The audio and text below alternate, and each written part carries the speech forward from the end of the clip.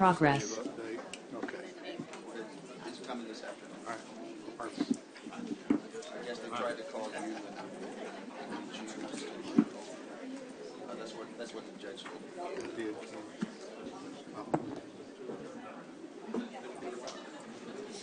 If I could ask you all to please take your seats. It's We have Michelle Lott from Grace United Methodist Church. Michelle, thank you for being here, Pastor. If I could ask everyone to rise for the invocation and the pledges, please. Let us pray. Gracious and eternal God, we gather today in gratitude for the opportunity to serve this county and its people. As these elected officials meet to deliberate and decide on matters of policy, finance, and the common good, grant them wisdom beyond their own understanding. Guide their conversations with clarity, their judgments with fairness, and their actions with integrity. Instill in each member of this court a deep sense of responsibility, not only to the laws they uphold, but to the lives those laws affect. May justice, equity, and compassion be the foundation upon which their decisions rest. Bless this county, its workers, and all who call it home. In a world often divided, may this court be a model of respectful dialogue and shared purpose. And may every choice made today reflect a commitment to stewardship, accountability, and the flourishing of all communities within our care. It's in your Son's name we pray. Amen. Amen. Thank you very much. I pledge allegiance to the flag of the United States of America and to the republic for which it stands, one nation, under God, indivisible, with liberty and justice for all. Honor the Texas flag. I pledge allegiance to thee, Texas, one state, under God, one and indivisible. Thank you. You may be seated.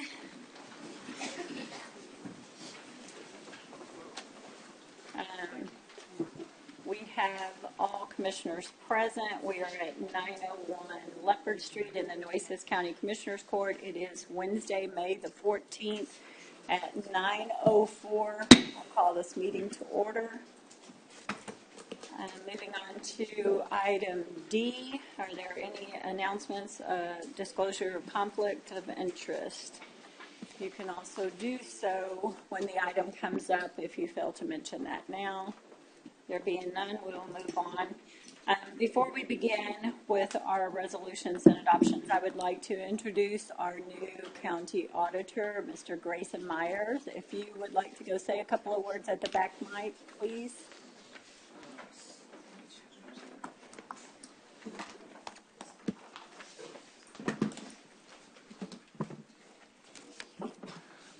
Well, good morning. 1 week and 3 days in, and it's been stressful.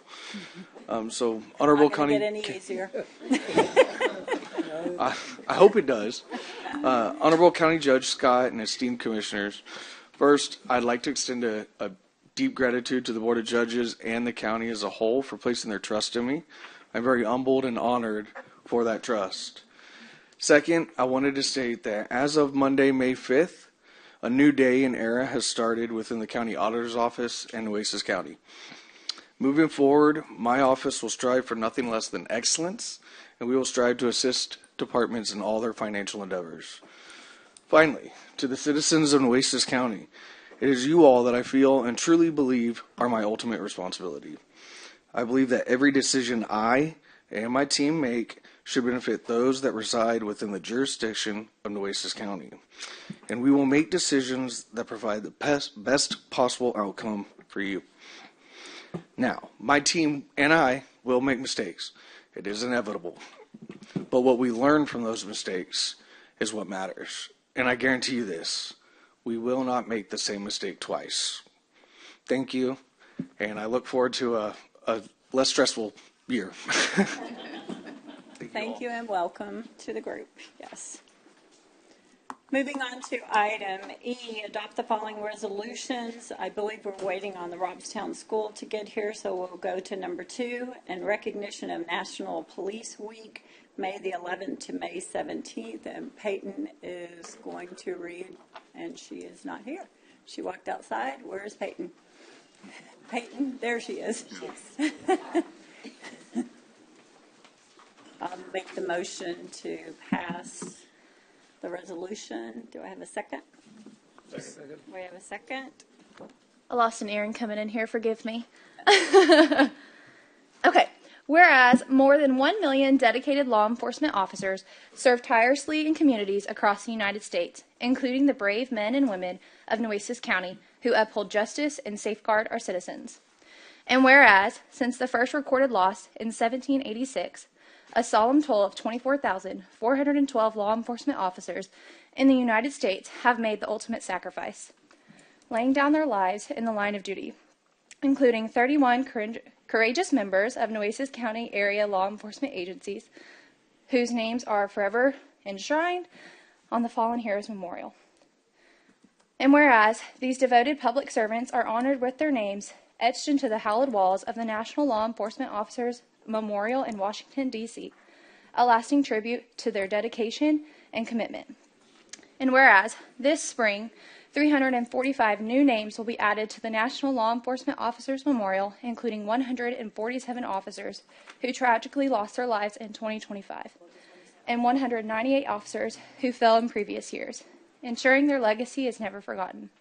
And whereas during National Police Week, the nation will pause to reflect on the service and the sacrifice of all officers who have given their lives in the line of duty, culminating the solemn 37th Candlelight Vigil hosted by the National Law Enforcement Officers Memorial Fund on the evening of May 13th, 2025.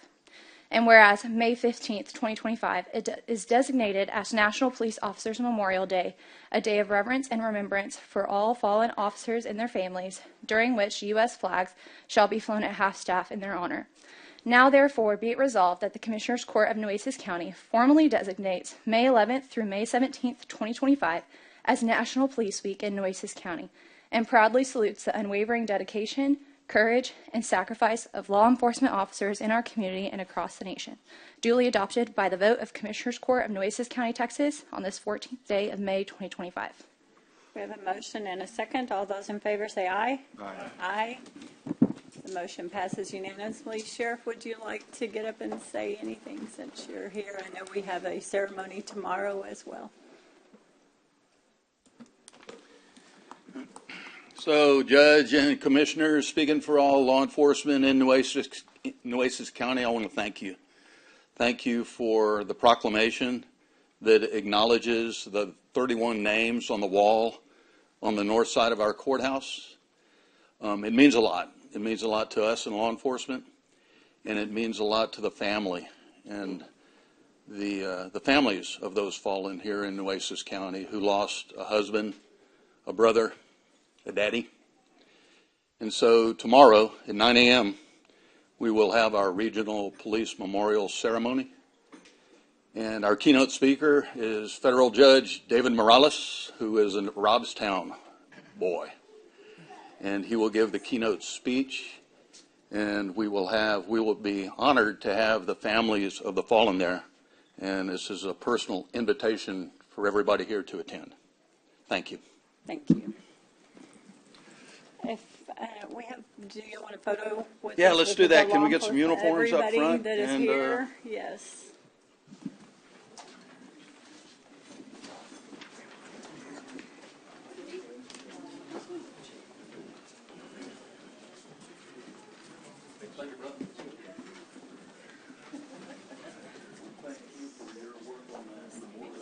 Thank you, sir.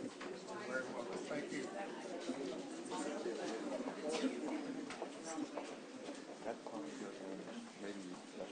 Could be. I should have just retired when I did that.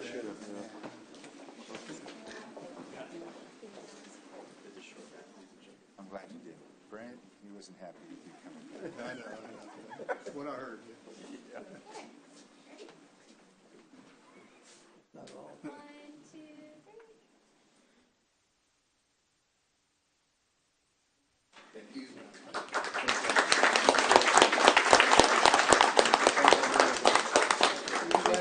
Thank you, gentlemen, for your service.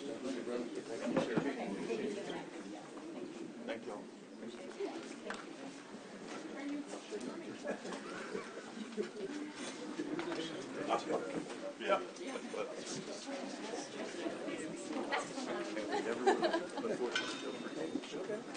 You know what I mean? It's like there's no amount you can't do whatever.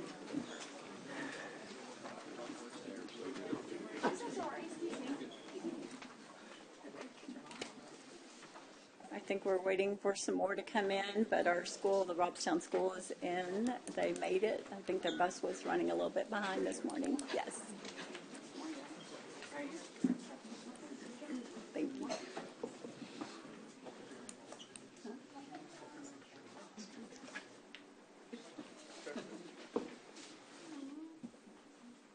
You can all go across the back. We can fit everybody in. Thank y'all for being here, parents as well, teachers.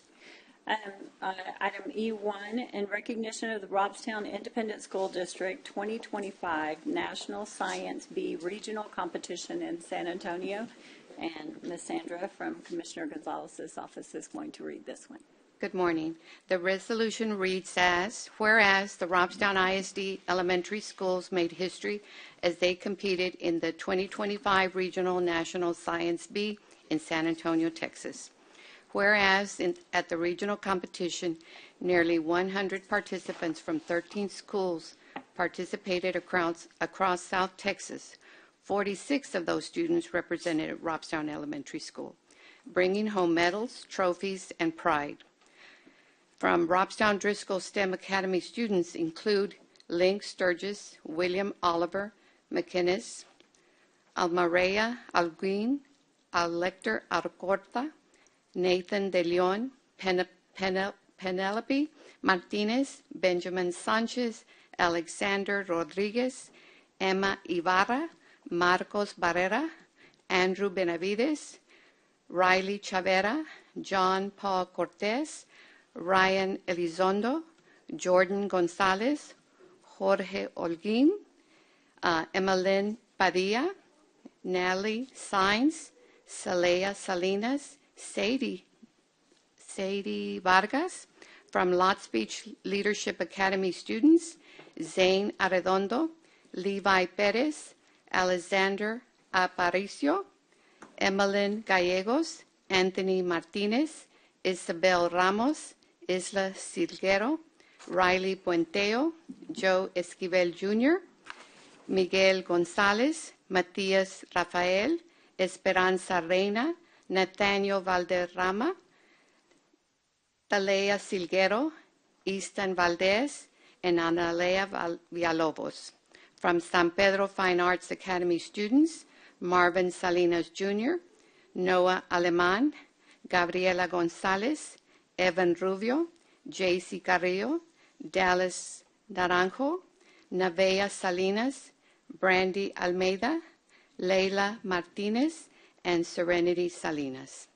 Whereas 22 of these students qualified for the National Science Bee 2025 Middle and Elementary Championship to be held in Orlando, Florida on Memorial Day weekend.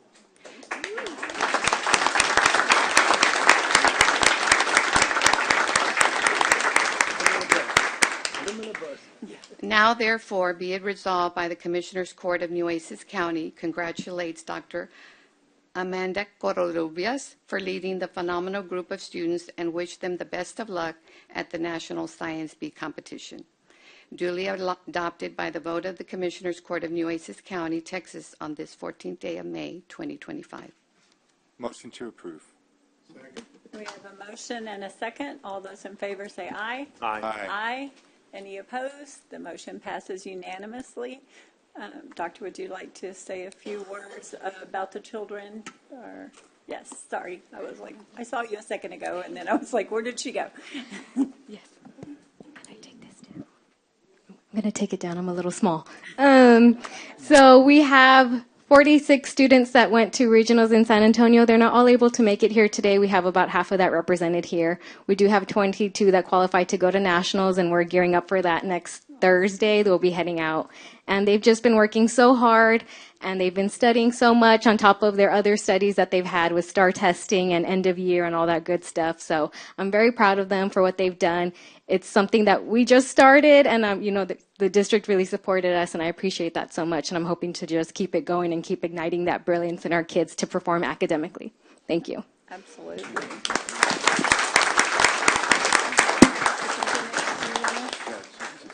Go ahead. And, we seem to celebrate a lot for Robstown, Mayor, Dr. Puig, Chief.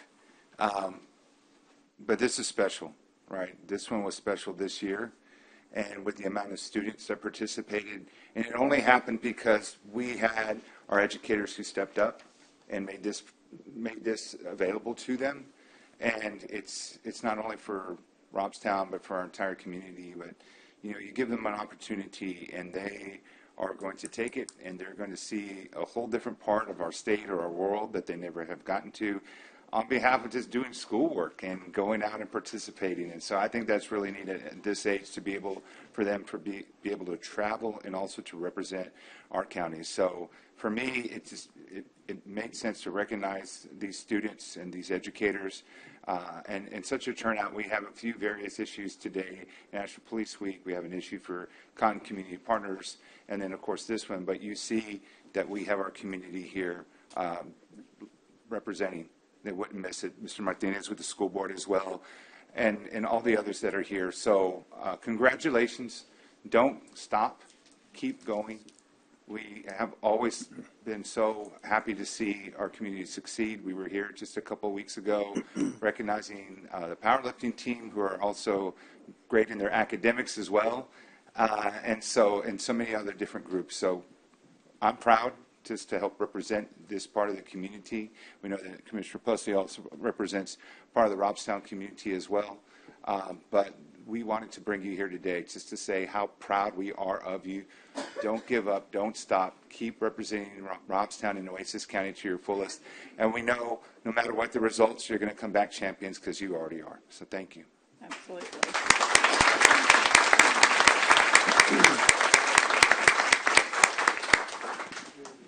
Yes, go ahead. Thank you very much. I just wanted to real quickly add on to Commissioner Mars's comments and congratulate the administrators, the teachers, and the students especially for this very special recognition and the hard work that went into making this happen. I know that doesn't just appear overnight. So lots of hours and time put into this, and we're all extremely proud of you. I have a special place in my heart for Robstown. My daughter taught there for over 10 years and has elected to retire, but she has many fond memories of her time at Robstown ISD. So thank you all very much, and best of luck in the future. I know you're going to do well. Thank you. Absolutely.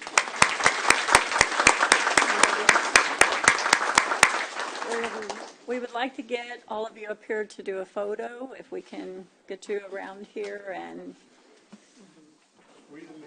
yeah.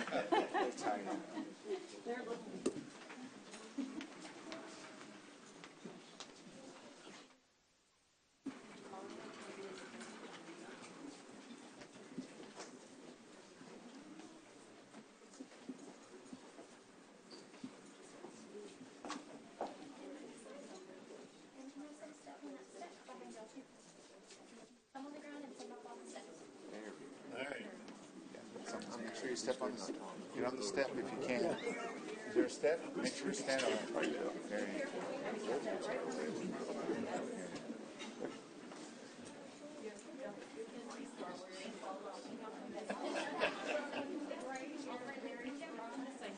Just make sure.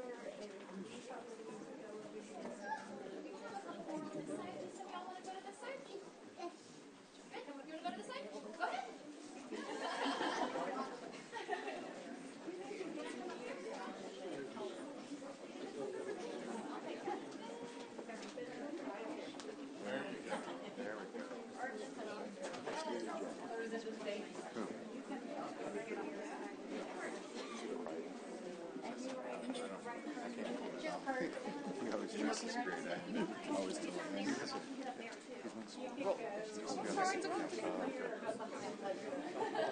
Yeah, you'll go this. You can come back up here, Doctor. Yeah. Yeah. Any of the taller ones. Mayor, Judge, you want to get the mayor? Yes, the mayor.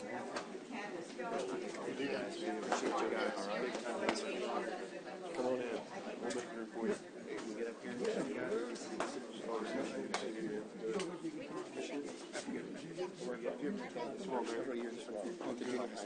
Caesar. Caesar. Thank you. Thank you.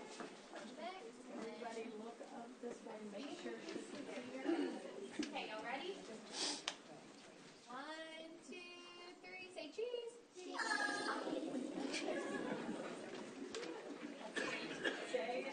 There we go.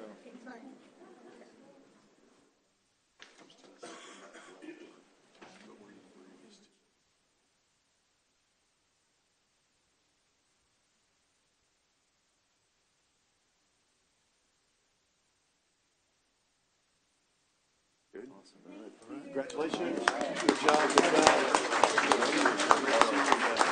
Once again.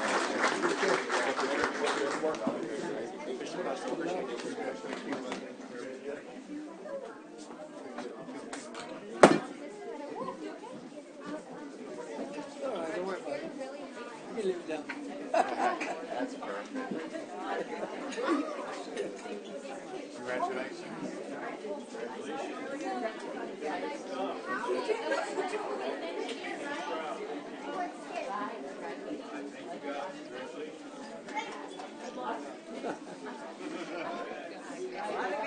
Hey, I tell you. Very orderly. You get some of those high school teams and they're just kind of all over the place. In and out.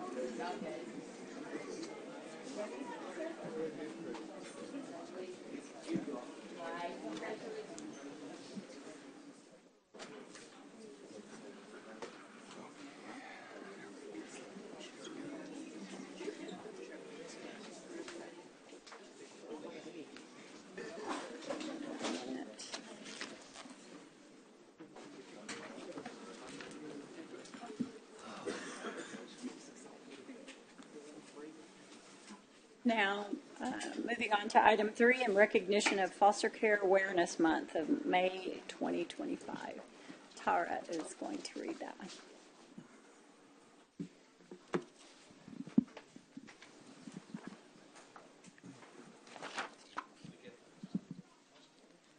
Whereas every child deserves a safe, loving, and stable home, and it is our collective responsibility as individuals, neighbors, and community members to support children and youth in need.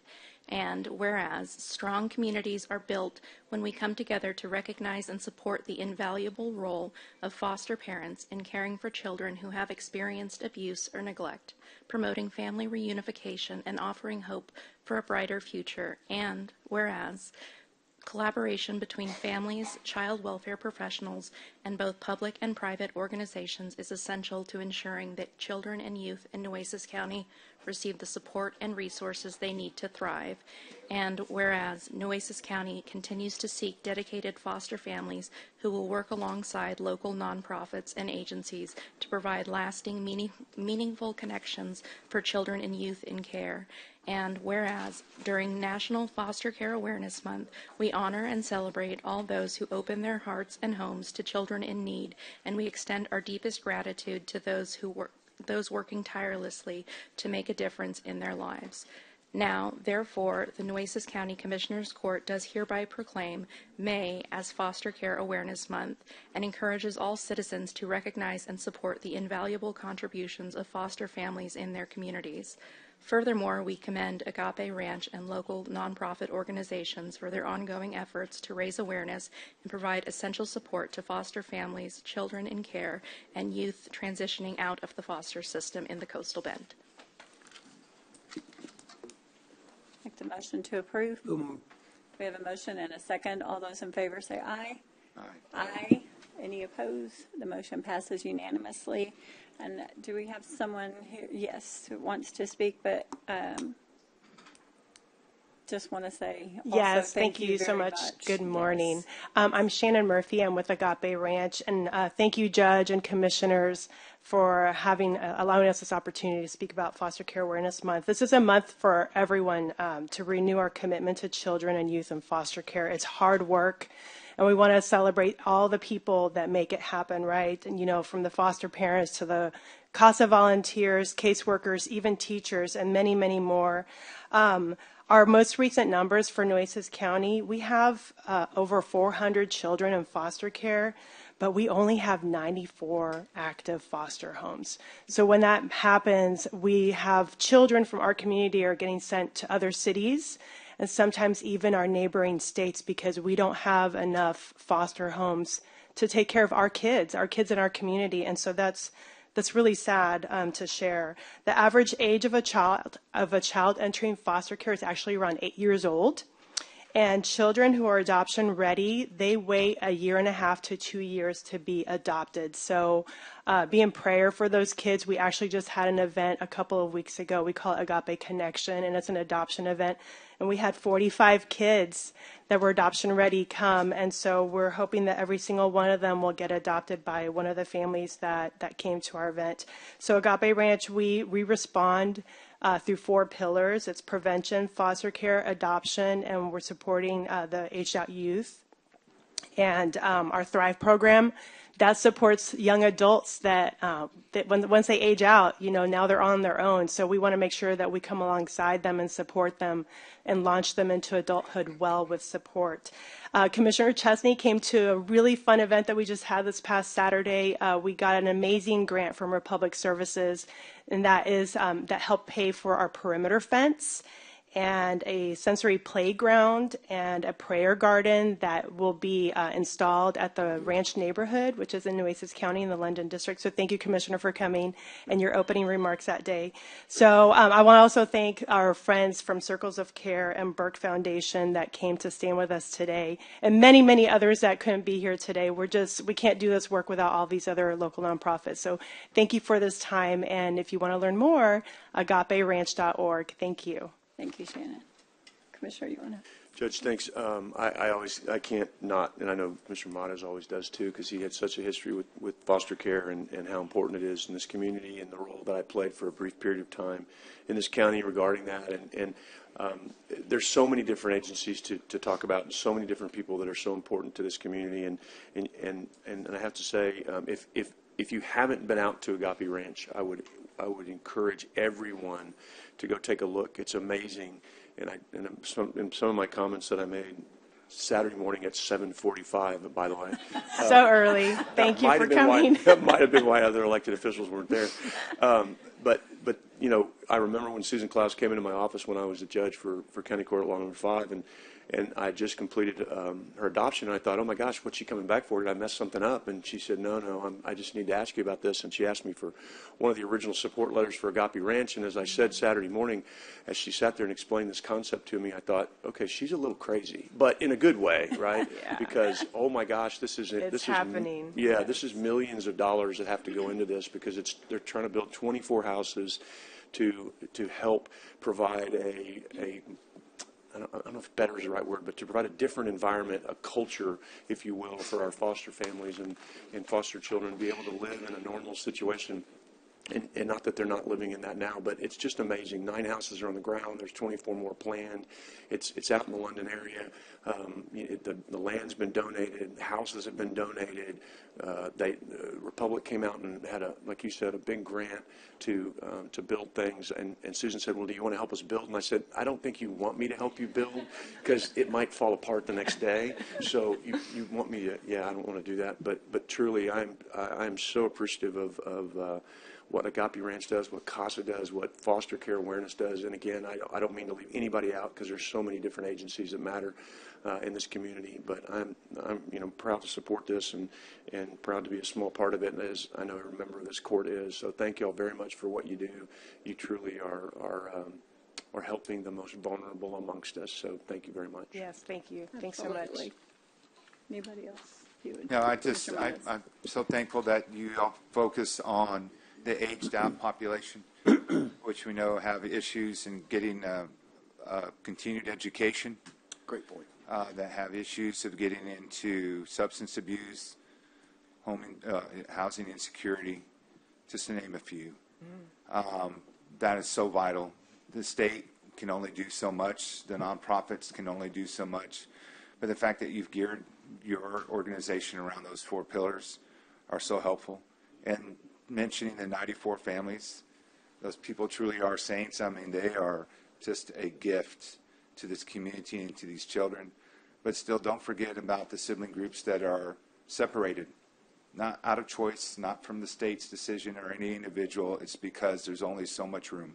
Absolutely. And so you have a child who's placed with one home after having to be separated because of traumatic events or history in a household, and then being separated from maybe the only other part of love that they have in their life or in their family, or someone that they can really connect and associate with, not being able to be in the same home or a few feet away from. That's the devastating part. That's the part that eats at you. And you hope the family works through their issues and eventually, if not, find extended family that can kinship placements that can help. But it doesn't always happen. Yeah, that's why the neighborhood is so important, because Exactly. if they can't be in the same home, our prayer is that they'll be across the street or down the street, and they'll get to see their brother or sister. Exactly. So That's thanks, why thanks I for love bringing this that program up. so Thank you. much. Yes. And so I know that we have the funding that we still have available, and so I'll get with Teresa on being able to help We would put love some that. of our taxpayer funds to help with this organization, because Thank you definitely so we need to. Thank you, Shane. And then let me just take this opportunity for anyone who's watching or anything else to step up and become one of these people. This is such a rewarding group, no matter which part you're involved in. This is a truly sainthood in helping our community and our kids and everything. Thank you all very much for what you do for our kids. And we have a proclamation for you as well, if y'all would like to all come up and.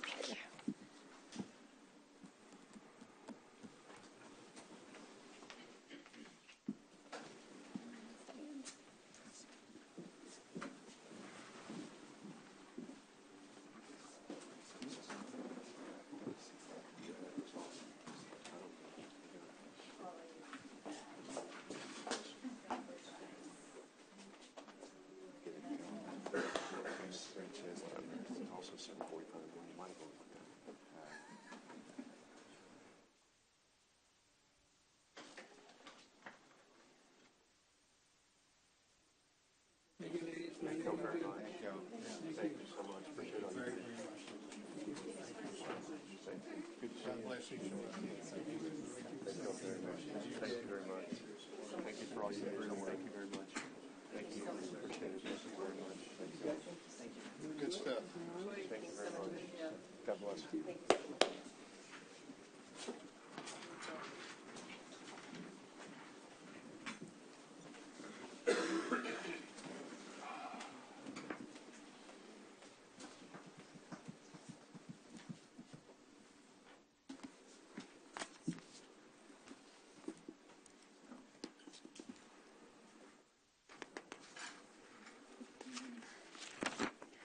Item number 4, in recognition of May 16th through the 22nd, 2025 as Search and Rescue Week, and our Emergency Operations Director, Dee Hawkins, is going to read that one. Good morning. Whereas in 2024, there were more than 44,783 missing persons filed in Texas. Of these reports, 12,919 were for adults and 31,864 were for children. Whereas communities throughout Nueces County and the state of Texas are affected by the disappearance of individuals, the loss of loved ones, and the passing of family members as a result of criminal activity, mental health issues, medical conditions, or natural causes. And whereas search and rescue resources bring closure and aid in the reunification of families. And now, therefore, be it resolved, whereas search and rescue professionals are responsible for conducting flood and swiftwater rescues, technical rescues, locating missing children and endangered adults, and addressing various emergent needs within their communities. Now therefore be it resolved by the Commissioners Court of Nueces County that the Nueces County Commissioners Court hereby proclaims the week of May 16th through the 22nd as Search and Rescue Week. We extend our heartfelt gratitude to all first responder agencies and search and rescue professionals who dedicate their time and effort to locating missing individuals and providing closure to their families. Your unwavering support and commitment to serving our community does not go unnoticed. Thank you for your tireless work and dedication. Thank you. I think we have a few folks here from Texas. A motion. I'll second that motion. Yes. Morning, Judge Scott, Commissioners. My name is Tim Dorn. I'm with Texas Search and Rescue, also known as TXR. We thank you very much for this opportunity to recognize search and rescue teams that come together to support our local, state, and federal partners.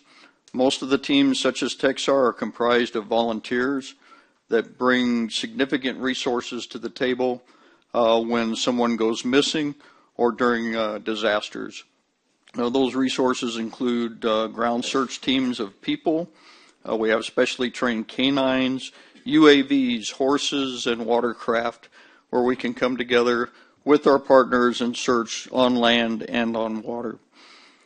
These dedicated volunteers will leave their families and leave their homes and their employers at a moment's notice to support our partners. We're very fortunate here in Nueces County and the entire Coastal Bend region that we have great relationships with our public safety partners. We hope to continue those relationships and to develop some new ones here today. So thank you again for the recognition that you're doing today for SARC. Thank you. Thank you for being here as well. These are easy ones today to recognize. I think we're all unanimously supportive of all of these issues. We have a resolution for you as well. Would love to take a photo if there are any or other first responders here would like to come up and join, but I think you. Oh, we have a motion and a second. All those in favor say aye. Aye. Aye. Any opposed? The motion passes unanimously. Thank you for reminding me.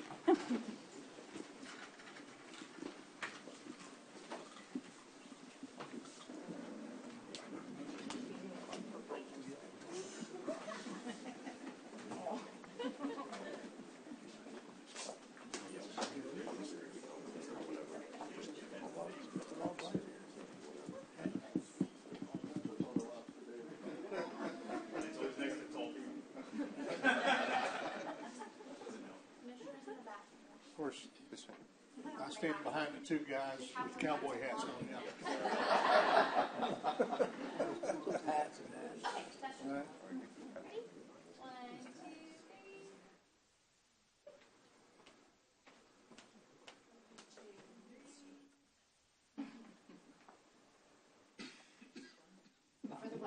Yeah, there you go.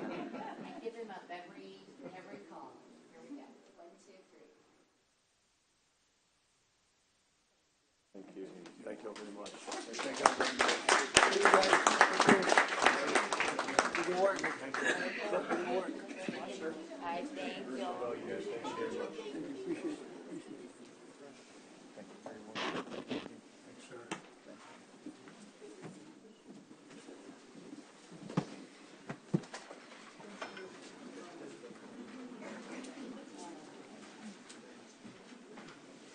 sir.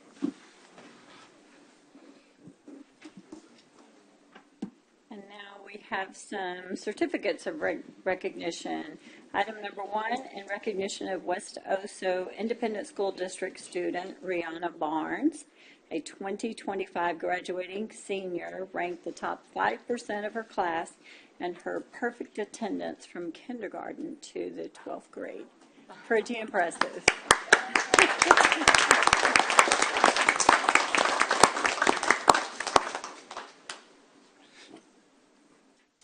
Let me see where I think this one was yours, Commissioner Gonzalez. Do you want to say anything about this? I think only one of the students read something about her. read something about her. Do we have someone else that is going to say something about her if you want to? Or would you like to speak, Miss Rihanna? No. Okay. You're good. Go ahead.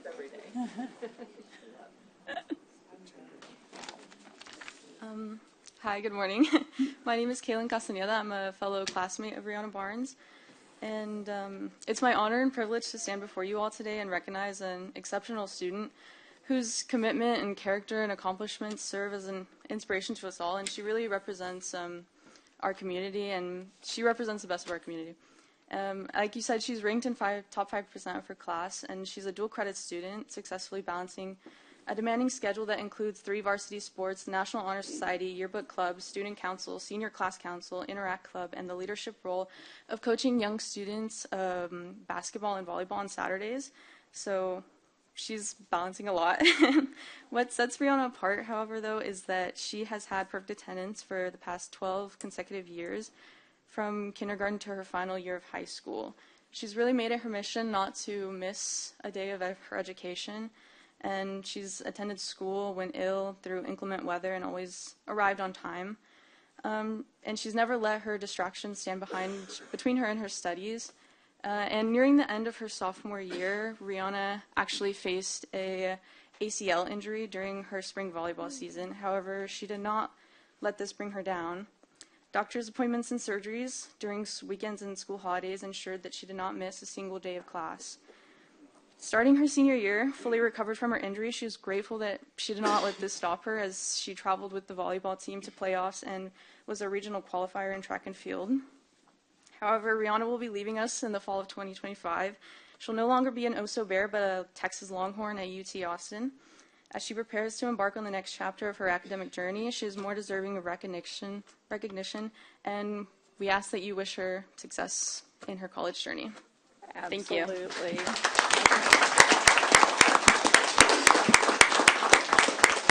Ms. RJ, do you want to say something?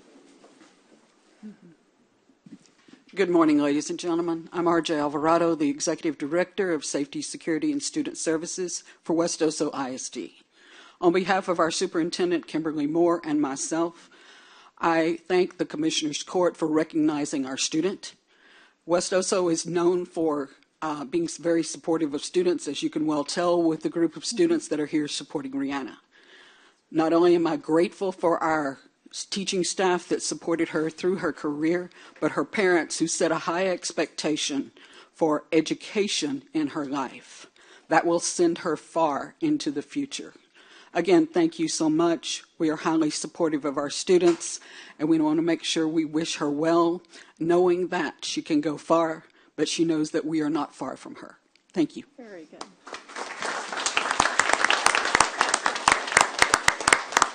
Say something, Commissioner Butler. I just want to, again, I have a lot of passion for education, as most of you know. When sports are great to me too, and I support sports and I do everything. But when I see a student that's committed 12 years of not missing one day of school, that's an honor. It's an honor to me to know that they're committed and they're going to make themselves, they're going to do something of themselves. You're going to be somebody because of your commitment, because of your dedication to education. Education is your life. Education is your future. Education is, your everything, right? So keep on going, keep on doing what you're doing. You don't have to have her attendance from now on if you don't want, but you got your 12 years out of the way.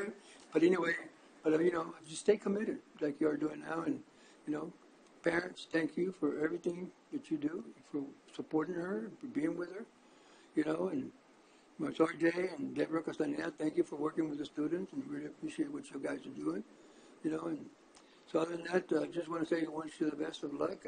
We have a certificate for you, but I'm going to wait till we do the other lady. The other one, and then do the photo afterwards, Right. so we can, yes, Right. okay. Yes, Like but don't leave. That's yes, because we have another one that we're going to present, but we would love to do a photo with you. And as we always say with our recognition for these outstanding students and everything, we wish you the best in your education and where you go, but we certainly hope that you will choose to come back to our community and represent here too. So Moving on to item number 2, in recognition of Mary Carroll High School student Miranda Rodriguez, a 2025 graduating senior, for her perfect attendance from kindergarten to 12th grade. Do you want to stand up, Miranda? Yes.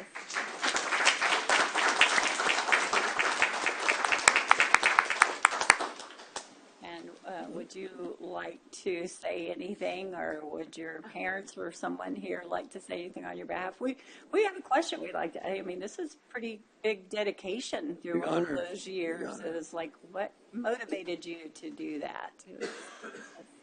Can you go to the back microphone for us? And would you like to speak to? Yes.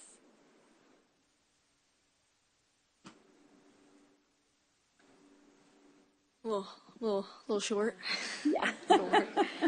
Hello, everybody. I'm Miranda Rodriguez. It's crazy being honored for something like this. I don't know. For me, it never seemed like a huge deal because it's always what I've done. I've gone to school every day. I've never made a complaint about it. It's sickness. I've gone after a surgery. It's a lot, but I can proudly say I've never missed out on anything. I do have FOMO, so I do want to take this time, though, and I would like to thank my family, my parents, my mom, my dad, for really pushing me and encouraging me to have this great accomplishment. They make me strive every day to be the person that I want to be, and I thank them for me to have this award. It's really because of them. Thank you. Thank you. Yes. Couple of words. Miranda, you want to say some words, sir? Yes, You want to say something? Yes. Yes, sir. Okay, I'll say them after you. That's okay. Is it already on? All right. Yes. For one, excuse my hair. I don't have my hat on. No, like Miranda says, I mean, it's a joint effort between us as her parents and her being, what's the word I'm looking for? Disciplined. To have the energy, the urge, as much things as she is a part of. She's being very modest about everything that she is a part of. She balances numerous things, just like the other individual here as well. She has been in band since she's in 6th grade, and she's been on the center snare, the drum line for Carol. Won multiple first places for CCISD and multimedia fairs for making music. She's on the mariachi band. She's on the jazz band. She's in guitar. I mean, everything musically, she's awesome. On top of that, she's a role model for a lot of her peers, a leader, and she inspires me. It's a big honor, and I'm very proud of her. Her mom is very proud of her, and I wish her the best, and I know that she can do anything she wants because she has that in her. Yeah. Thank you, sir. So. Thank you.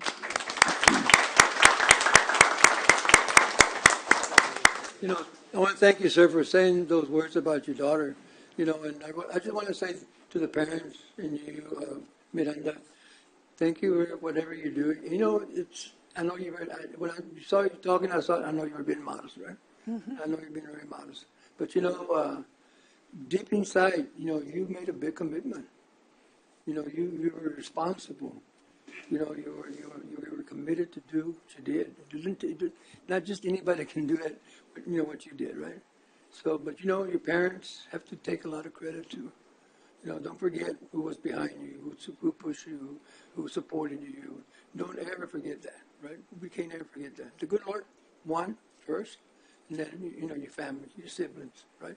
That's the ones that are going to keep it going.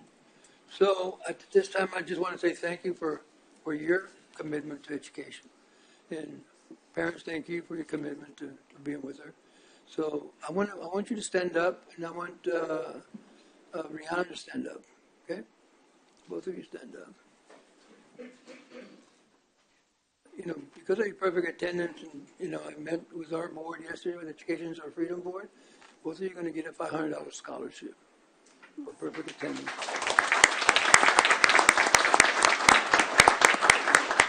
Yeah, go to my office and see my assistant Sandra, and we'll take care of it. She's in the back in the red. All right, too, if you're congratulations looking and for thank you. her. Yes. Thank you for everything again. Like I said, education is probably the best thing you can have. And let me just quickly add before we bring you up here for photos too. When we saw the first one on our agenda, this is a very elite group of people. We called the rest of the schools because we wanted to make sure that we recognized everyone who had done this. It is a pretty big accomplishment. You two are standing here. We contacted every school to see who we could recognize along with this, and we're honored to have you in our court. We're proud of you, and we wish you all the best. Yes.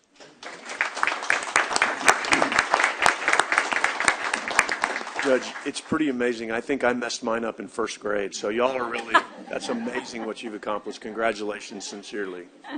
Very awesome. You get 1 day, 30 days. It wasn't both. I was like, your first grade, I'm out. I want to award one time for making all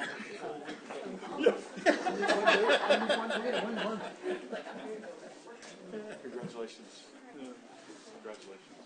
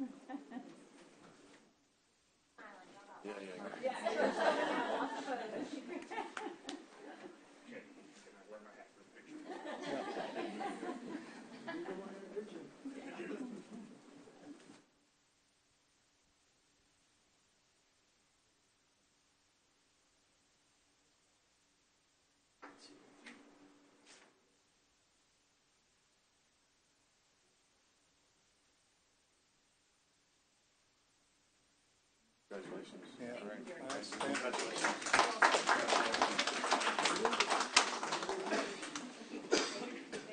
Congratulations. Good job.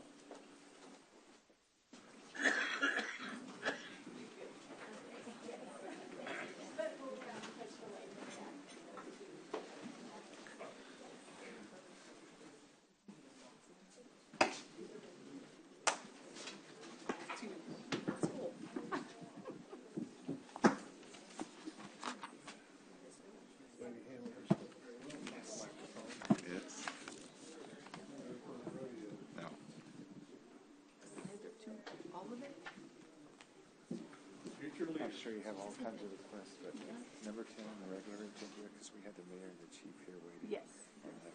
Okay. Here it is. I'll bring it up.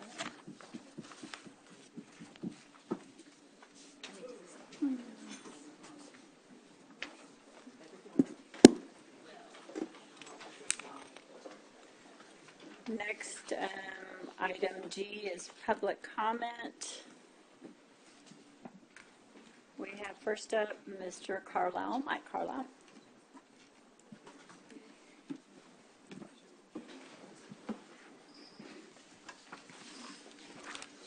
Good morning, Judge and Commissioners. I just wanted to come in and invite y'all to our next historical marker dedication. It's going to be on May 24th at 10 a.m. and the subject is the World War II meeting of Presidents Camacho and Roosevelt.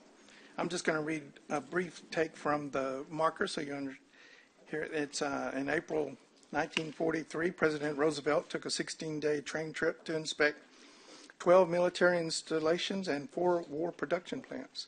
The highlight was a reciprocal visit with Mexico's President Manuel Avila Camacho, the first face-to-face meeting between leaders of the adjoining countries in 34 years. They met in Monterrey on April 20th with a contingent including First Lady Eleanor Roosevelt, U.S. Ambassador to Mexico George Messersmith, and State Department officials. The following day, the train crossed the border at Laredo and continued to Corpus Christi Naval Air Station, where cadets from Mexico were among those receiving flight training. The culmination of the visit was dozens of planes in a flyover and dive bombing exhibition. Ambassador Messerschmitt described the exchange as the beginning of a new era in the relationship between the two countries. Again, from the commission members, we really appreciate y'all's support and help with our markers. Thank you.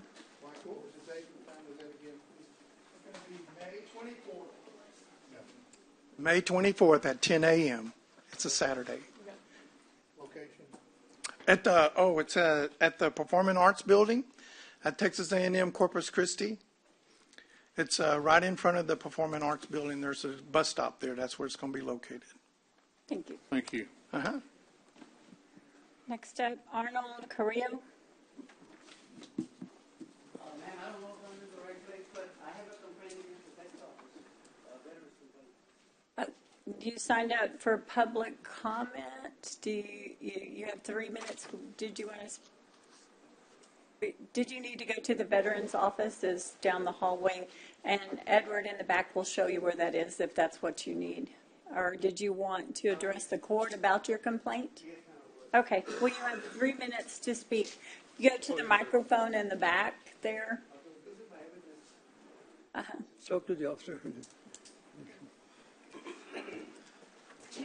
We can't answer your questions and we can't talk back, but you have 3 minutes to address your complaint, and then Edward in the back will maybe show you where you need to go after this. Yes. Okay.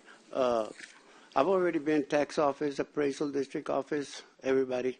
By the way, my name is Arnold Carrillo, and I'm a 100% disabled veteran, and I have conflicting ways with the tax office, and they even told me to leave because they couldn't answer my questions, and I knew they were wrong because I did a lot of research on this tax rates and everything, but I am not supposed to pay no taxes at all. 100% disabled veteran, no matter, no ifs, ands, or buts. They kept telling me that they prorated it. I said, you can't prorate 100% because there's nothing to prorate. But they don't listen to me, and I just want, they made me pay not the whole year, but I bought a house in July, and they, I closed the deal and everything, paid cash for it, and then I didn't, when the notices come out in October, I didn't get none because it's 0%. But in December, I got a bill for $1,300 from the tax office, and I went and complained to him. Why are you doing this?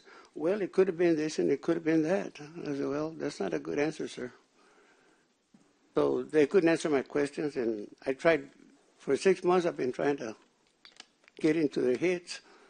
So I brought some evidence here that says that veterans are not supposed to pay any kind of taxes when they live in that house.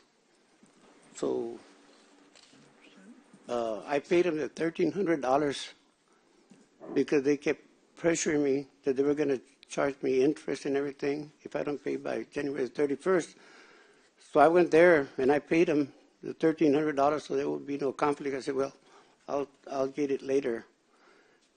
And I guess that's why I'm here, to get a refund of my $1,300. And it's not just for me, ma'am, that I'm trying to get this money for, because if they did it to me, I wonder how many veterans they did that to. They did 100%. So if you can do a check on that or have somebody check them out, because all three had the same answers, which is no answers at all. Well, thank you for being here, sir. Unfortunately, this isn't what the Commissioner's Court does, but the lady and the gentleman in the back will hopefully get you to the right spot where you need to go. Yes. Okay. Okay. Thank you, sir. Thank you. D. Hawkins.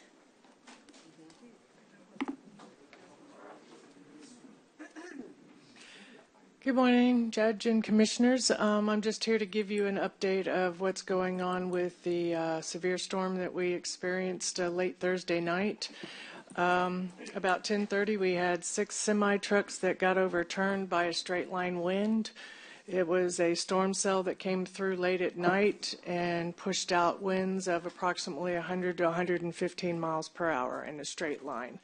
It went through Alice all the way through Driscoll, Bishop, and Petronia. Unfortunately, Petronia was the one that was the hardest hit. Friday, we had almost 15 or 16 county roads closed. We had power lines all over county roads. We had, according to NEC, they had close to 430 poles down.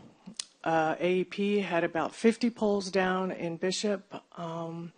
So we were pretty much working on life safety all of Friday night. We had barricades put up, and I have to say a special thank you to the sheriff and his staff and Captain Martinez. They worked their butts off because we had people going through barricades and what have you, and we really had to step up patrols because it was a very dangerous situation out there.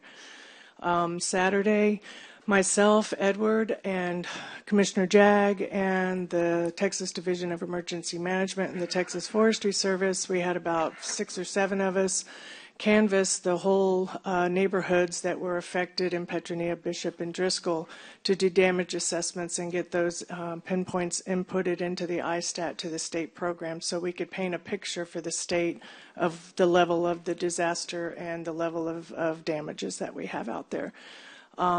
We were in constant contact with Red Cross, who also coordinated with the Coastal Food Bank.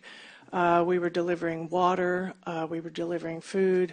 So we've met with the mayors. We've met with all the people that are involved. We are constantly working with them now. We'll be back out there again today doing further damage assessments and getting some more information out there. There's probably been close to 450 to 500 meals that have been served out there. We've delivered 3 pallet loads to Petronia of the 1 liter FEMA water. There's people out there that have a lot of damage, and then there's a lot of brush. We have worked, thank goodness, for County Judge. She's worked with Frontier, so they are going to be coming out and picking up brush for the next 20 days out there, and the city has waived the fees for the landfills, so we'll get the brush picked up and get that worked out. So that's kind of where we are. So just wanted to give you an update to let you know what we were doing. Thank you. Thank you. We have some law enforcement officers and the mayor and stuff, so I'm going to skip ahead in our agenda if you guys don't mind and bring up item 3A10 to discuss and consider authorizing and executing the American Rescue Plan Act, ARPA, state and local fiscal recovery funds, subrecipient agreement with the Cotton Community Partners for $108,000 funded by Precinct 3 ARPA funds. I know this has been on Commissioner Modis's list. This has been through GrantWorks and it has been approved. So, Commissioner Modis, I would accept a motion to pass if you're ready to move forward. Definitely like to make a motion and then some discussion after. Yes, I'll second your motion now for discussion. Yes, Judge. We have with us Mayor Martinez from the City of Robstown, along with Chief Damez. Also, we have Lieutenant Paredes and Sergeant Gonzalez here from Robstown PD. And they are here. We, as we all know, have had a lot of partnerships within the community, and this is a result from the ARPA funding that came from COVID, as a result of COVID, to help with improving infrastructure and just getting our economy and our governments back online. And so this has been a passion of mine, as I know it's been also the court to work together. And so this funding is allowing for the improvement of critical infrastructure. And this is a little different partnership that we have, but it's going to provide for several projects. And so I wanted to give it to Mayor Martinez or to the chief if they want to go up and talk a little bit about these projects. We don't get them or their time here, and I appreciate you, Judge, for pushing this item up earlier in the agenda because we know that they have to get back to work. And of course, Chief Zapata as well, didn't recognize him earlier. So, Mayor, it's all yours. Good morning, Judge, Commissioners. It's a privilege being here today. I'm being honest here. I love it. I felt the energy this morning when I saw everybody here this morning. So I just want to say thank you for the money that you have distributed to Robstown. And I'll have Chief Tamez that's going to run with it. Judge, Commissioners, thank you for having us. I think with any investment that we make, we want a positive return on investment. And the return on investment that we're going to get out of this is towards public service. Not only are we going to help the veteran community within the city of Robstown, but we're going to help law enforcement. My officers work out of a building that was built in 1929 and has very few upgrades. This is going to be a tremendous partnership to be able to work with local industry to improve the infrastructure of the police department. And the same with the police or with the fire department. I believe their structure was built in 1918. So there's going to be plenty of upgrades that we're going to be able to make with this to better serve our community. So thank you for this consideration. Thank you. Thank you for being here. On behalf of the fire department, we would like to thank you for that money. One of the things we're looking at is for our siren. You know, with all the weather going on, we need to replace the siren that is out. And we would like to be able to replace it just in case we do have bad weather again. Thank you. Thank you. Thank you all for being here. And no, go ahead, I Mayor. won't be bothering you, Edward, anymore. I was calling Edward every day. Edward, can I put this down?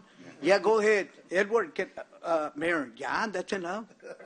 So I won't be doing that anymore, Edward. No, Mayor, you're a partner to the county. As part of our emergency management operations, I appreciate the chief here, and when y'all had the EMC emergency, the ambulances stuff, y'all stood up for us. Y'all worked with us. We really appreciate all the help that we've had through the years, and we'd like to continue that. No, Dee's not here, but she's part of the group as well. So, Judge and Commissioners, we work together. This helps the whole community. This helps the county because we end up using their resources and their locations and their material and their personnel. So, you know, this is a very good project that works hand in hand with what the county's interests are in that area. Absolutely. We have a great partnership with them, and they always step up anytime we have called. Thank you very much. Thank you, Judge. Yes. And this helps out Burn Pits 360, which is actually a city building, so that's how we're able to help that group. It's really through, that's why this is all being funneled through the city of Robstown directly, because of really the three areas that they're focused on here with this funding today. And there's been other projects that the court has already approved or will be approving. And so it's just, like you said, Edward, it's a partnership when we know our resources are stretched thin between City of Robstown and the county, but working together, like our most recent freeze that we had 2-3 months ago, we were able to set up shop and get that up and running. And soon we will have a facility dedicated to that. It won't be necessarily just our community center, and it'll be a city facility that we will be able to, that will be geared towards after-school programs, but when emergencies, weather emergencies or other issues come up, will be converted into emergency shelter. That is the main purpose of it. So there's a lot going on. So I know we get questions from time to time as how is the purpose or why is the purpose of doing that or why is the funding going there? But it's collaboration, it's partnership, it's what we all need, right? We all can't do it on our own, and so this is why we are doing it. So just to kind of remind us of who our partners are, especially in the rural part, we still get assistance from the City of Corpus Christi and the CCRTA to help us move those who don't have vehicle to move around during weather emergencies, and that was tested also during our freeze recently. So there's a lot of partnerships. It's not just Nueces County and City of Robstown. There's others that are included as well, but just as a reminder to the public and to ourselves as a court, this is why we're doing it, this is why we're approving these funds, and that's why it's been a priority for me. So thank you all for being here, for your time. Appreciate it. We have a motion and a second. Is there any other discussion? All those in favor say aye. Aye. Aye. Any opposed? The motion passes unanimously. Now I'd like to bring up item D1 in Public Works. Receive an update on the Nueces County Courthouse Fire Protection System and related matters. Juan is here, but we have our fire marshal and everybody here, so I'd like for you guys to be able to get back to work, so we thought we would bring you out instead of keep you here. So thank you all for being here. Go ahead, Juan. Yes, ma'am. Good morning, Judge, Commissioners. Just to give you an update, Judge and Commissioners, a cost that we, Fire Marshal, you want to? We looked at the cost to install a sprinkler system and also part of the design, and the total estimated construction cost with the engineering is about, in today's dollars, it's $11 million, $10 to $11 million, and that's today's dollars. So if we're pushing this back, 2 or 3 years, then of course the price will probably escalate. But for right now, we're looking at 10 to 11. We do have 12 years from today. Is that correct, Fire Marshal? We have 12 years from today. We do have to submit a plan within 365 days from the letter that we received in February, and on a plan that we're planning. My recommendation would be to hire a consultant to assist us with the plan, so we can submit that to the city. If I have the fire marshal here, Judge, and so you can talk also. Yes. Good morning, Judge and Commissioners. My name is Tony Pettis, and I'm an assistant chief with the fire department, and I serve as the fire marshal for the city of Corpus Christi. Chief Wade also wanted to be here, but had another conflict in his schedule, so couldn't make it. But he did want to attend as well. But I'm open to any questions about specifically it's the IFC International Fire Code 2021 that was adopted in August of 2023. There was a little confusion, and we actually had in our records that this building was sprinklered. And as you know, or maybe you don't, that it's partially sprinklered. And so once it was brought to my attention that it did qualify as one that needed to be retroed, we sent the letter. So it was a little late. So that's why we offered the extension. And really on the 365 days, we're really flexible. We've already met once to talk about everything. And it's just having a plan, because we don't want a lot of the buildings. There's about 17 buildings, high-rise buildings in the city that this affects, and that also received the letters to get this done in the 12 years. And we do realize that it's going to be a huge expense, but it's in International Fire Code for a reason. This is a life safety issue, and it really affects all high-rises in the city. So I'm open for any questions, but I did want to attend so that in case you guys had questions. Any commissioners have any? Yes, Commissioner Huxley. Thank you. Can you pull your microphone down a little bit once it turns on? Well, yeah, once I get it to turn on, I'll be in good shape here. Okay, thank you all very much, and Chief, thank you very much for being here this morning. I guess my question, and I'm glad the sheriff's still here, I've heard various stories. Is our jail already sprinkled or not? So because of the occupancy, the way that the building is split up, it's actually a different occupancy in the jail. It's institutional, and like where we have people locked up. So that it is mandated already with that one. That one was already completed. Already done. And that was where our records were, where it showed the building as being sprinkled. It was really talking about the jail. That is already sprinkled. Okay. It's most of the offices. It's like this room right here. This room is not sprinkled. And, the reality is what happens is in the late 70s when this building was built, you look at the furnishings inside, and this is all plastic, right? So not to go too much into the weeds, but it's just different furnishings in today's, and that's really why this is addressed. Okay, very good. Thank you. That's all I had. Okay. Mr. Matas. Yes. And Chief, appreciate, I thank the judge. I think I was walking the hallways and she said, hey, come in, this is an important meeting. It's not that there was any priority given to me, but I'm glad I got a chance to get a little preview of this discussion with you all a few weeks ago. Obviously, it's important. Obviously, it's an issue of public safety. It's a big price tag, but it's something that we have to take. You mentioned that there are other buildings. Are we the only governmental entity that is facing this that you're aware of? Ooh, I would have to look at our list, and I have Captain Tressiter with me. He's a deputy fire marshal. Captain Tressiter is right behind me here, and he's kind of leading the high-rise initiative. And we recently did an inspection in every high-rise within the city. So I'd have to ask him about as far as government buildings. So the direct answer is not any that are owned by a governmental entity. There are certainly some high-rise buildings that there are governmental entities that use part of that building, offices or courtrooms or things like that. But I believe Nueces County Courthouse is the only government-owned building that falls subject to this retroactive ordinance. Well, it's just one of those things where we have to. It's not an option. We got to get it done. It's such a hefty price tag when you look at other courthouses throughout the state. You could argue this is about a tenth of a new courthouse that we're going to be spending just to retrograde this. That's unfortunate. But I think that it does lead to further discussions of what we need to do as a county to update our facilities, jail included, and that will be for another day, another discussion. But this is not necessarily anyone's fault. Y'all are doing your due diligence and actually found it, which is a good thing. God forbid that we do have an emergency. This helps. I remember the one thing you said, it buys you time. That's what it's doing. It's buying you time to get your firefighters here to put out a fire. And I know we've had several incidents. It seems like our fire alarm goes off every once in a while.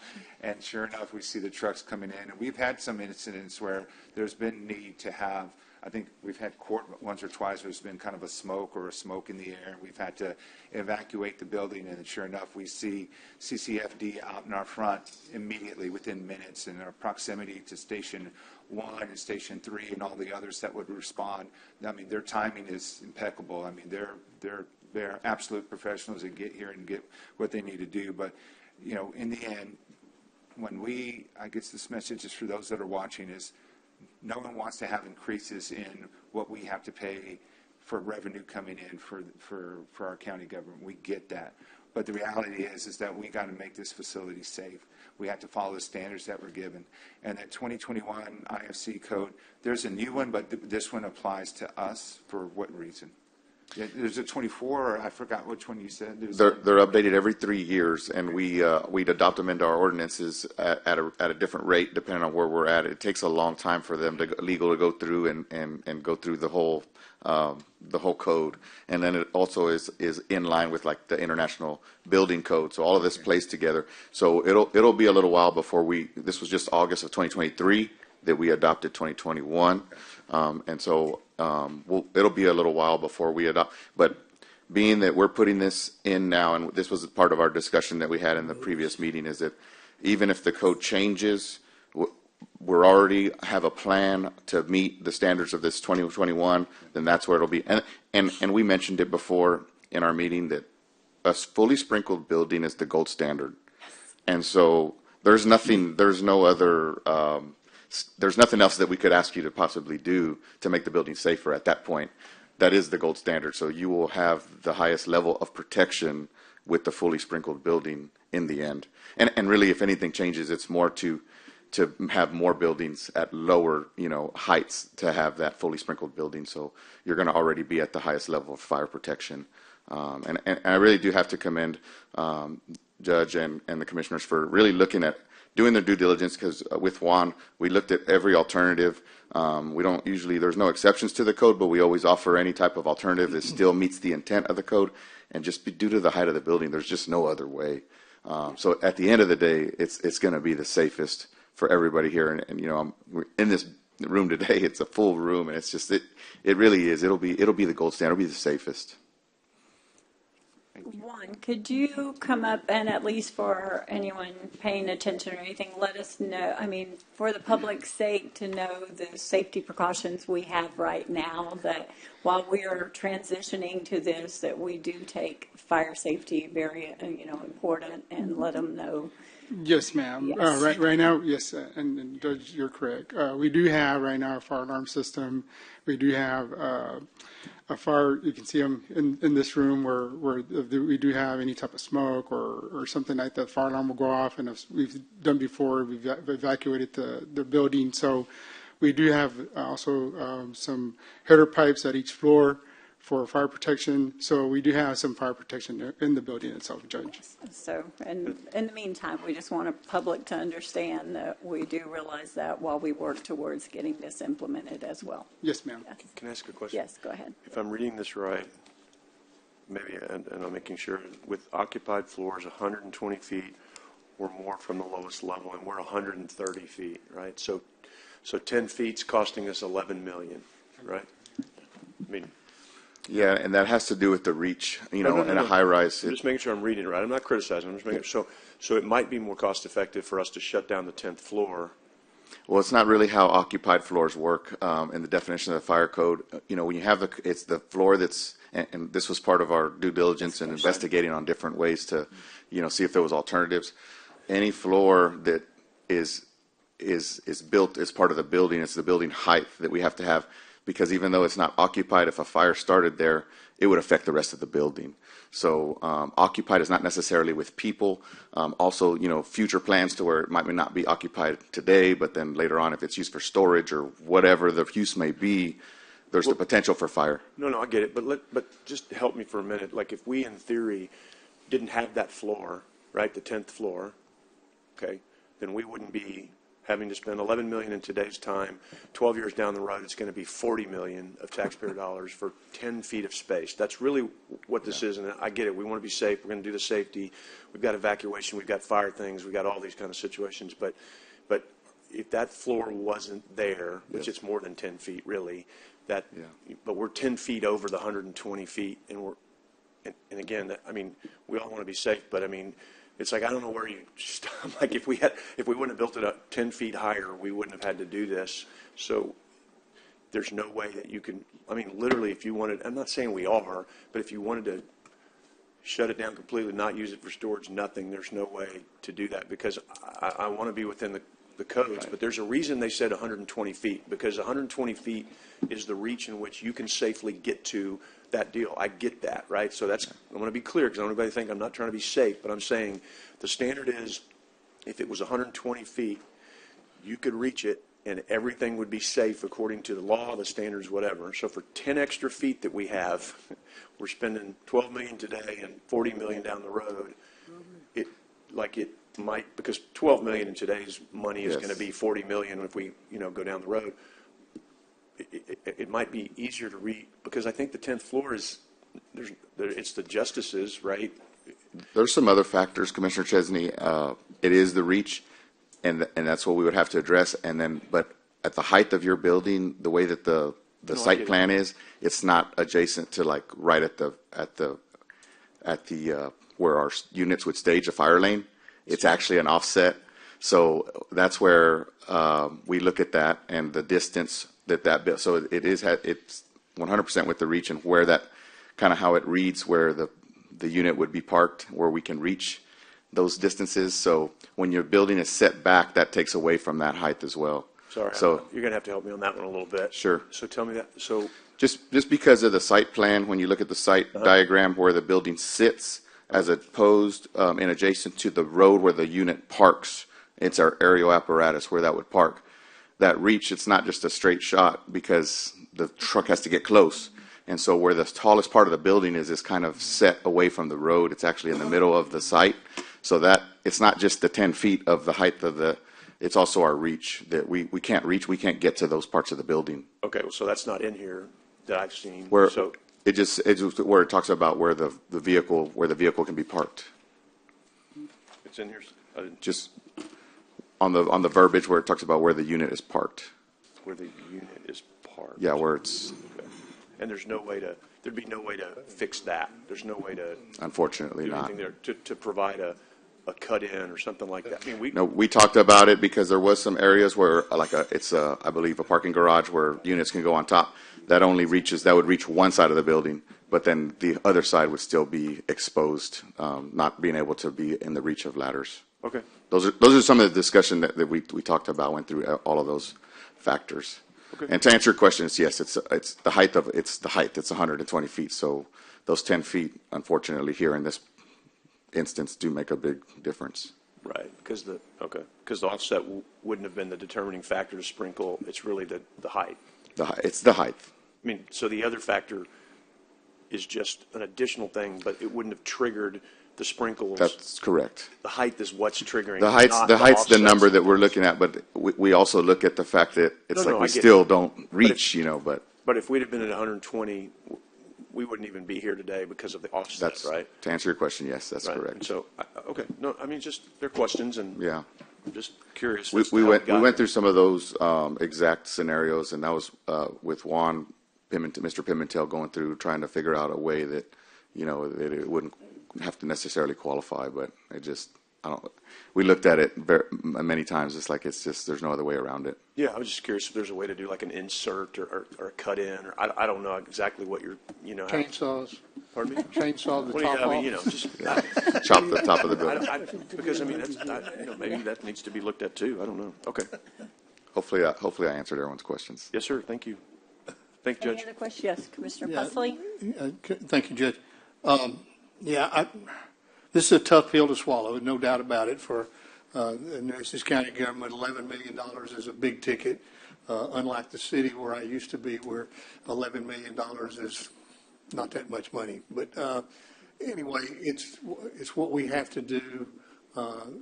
You know, the safety of our employees and our staff members and the public that's in here on a daily basis, whether they're in here to get license plates or pay their taxes or to serve on a jury, we have a responsibility to them as well. And so Commissioner Mars is right. This is not a question of if we do this. We need to get it done. And if I remember correctly, maybe I'm wrong, this building is actually 11 stories, or that building is. And the top story is the mechanical room. So all the mechanical gear, air conditioning gear, and all that is located there, which is seriously needs to be sprinkled if it hadn't already been. So, the 120 feet may not have made any difference anyway. I'm not sure, but anyway, thank you very much. We appreciate you working with us and looking at all the different options. And but in this case, I don't think we have an option. We have to do this. So thank you. We will continue also to be available for meetings or, you know, and consult anything that you need in the future while we're getting over this obstacle. We'll be available. Juan, did you say we needed to hire a consultant to work on our plan since this has related matters? Can we authorize him to? Yes, I'm sorry. Yeah. Yes, Judge, I would recommend that we hire somebody. Or to work on the fire plan for us? Yes, ma'am. Discuss and consider on here, though. Yeah, it just says receive an update and related happy to. matters. That's what I was asking. Can we do? We'll have to bring it back. All right. All right, thank Put you. it on next week's agenda too. Yes, ma'am. Yes. Mhm. Thank you. Thank you. Chief. Thank you, Chief. And we are just as concerned about our firefighters that come in our building to protect us as well, all of the first responders that come in here. So Absolutely. not to leave you all out of that equation at all. So thank you for being here. Thank you for everything that you do for us. Yes. So now we will go back to our consent agenda. Is there any commissioner who wishes to pull anything off of the consent agenda for further discussion? If not, I will accept a motion to pass. We have a motion and a second to pass the consent agenda.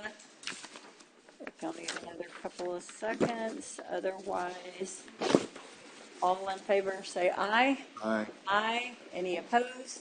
The motion passes unanimously. Thank you. Moving on to our regular agenda. Item 3A1, receive an update on legislative items for the 89th legislative session. I saw Patricia on. Is Joel on as well? Patricia, if you want I think to Joel give had us to an run to update. another meeting, so I'm going to cover for us this Thank morning. We'll turn it over to you then. Thank you very much. Absolutely. Actually, I don't have a lot to report because we're in pretty good shape at this point. I think y'all have received notice that House Bill 3093 by Villalobos, which was our fix for the appraisal issues, is on its way to the governor's office. It's been received in the governor's office, so We will closely monitor that, have visits with our friends over there. I know Dr. Escamilla at Del Mar College and Judge Scott are probably going to submit letters to the judge advocating for his signature on that bill. So we will keep you posted on that. The fire bill that we've been running around on is a House Bill 19, which would have limited county indebtedness from bond revenues, and that bill has stalled out completely. Tomorrow is the deadline for all House bills to be voted out of the House. That bill never made it out of committee. With help of, and I think y'all remember that briefing from last week, with the help of bond counsel and several other public entities that are working this issue in the state, we have identified 7 bills that are component pieces of that one big bill that we are chasing around and trying to assess and try to slow down. Those are all Senate bills in the House at this point, so we have to be very careful. Most of them are pending at this point. A couple of them haven't even been referred, which, you know, we're on a short time span here. We've got 20 days to tick this thing down. So we are working with that. It's good to have the coalition partners of other entities, whether it's the Port Association, the Community Colleges Association, the school districts, and the city and the counties, of course. So we're working on those issues. Those are my big ticket items. If y'all have any questions of us, happy to answer them, but we are about as in good a shape as we can be at this point in the session, and I feel pretty good about it. Plus, how inspiring the students were this morning. Thank y'all for that. That helped me a lot. Thank you. Anyone have any questions? Yes, Commissioner Presley. Yes, thank you very much, Your Honor.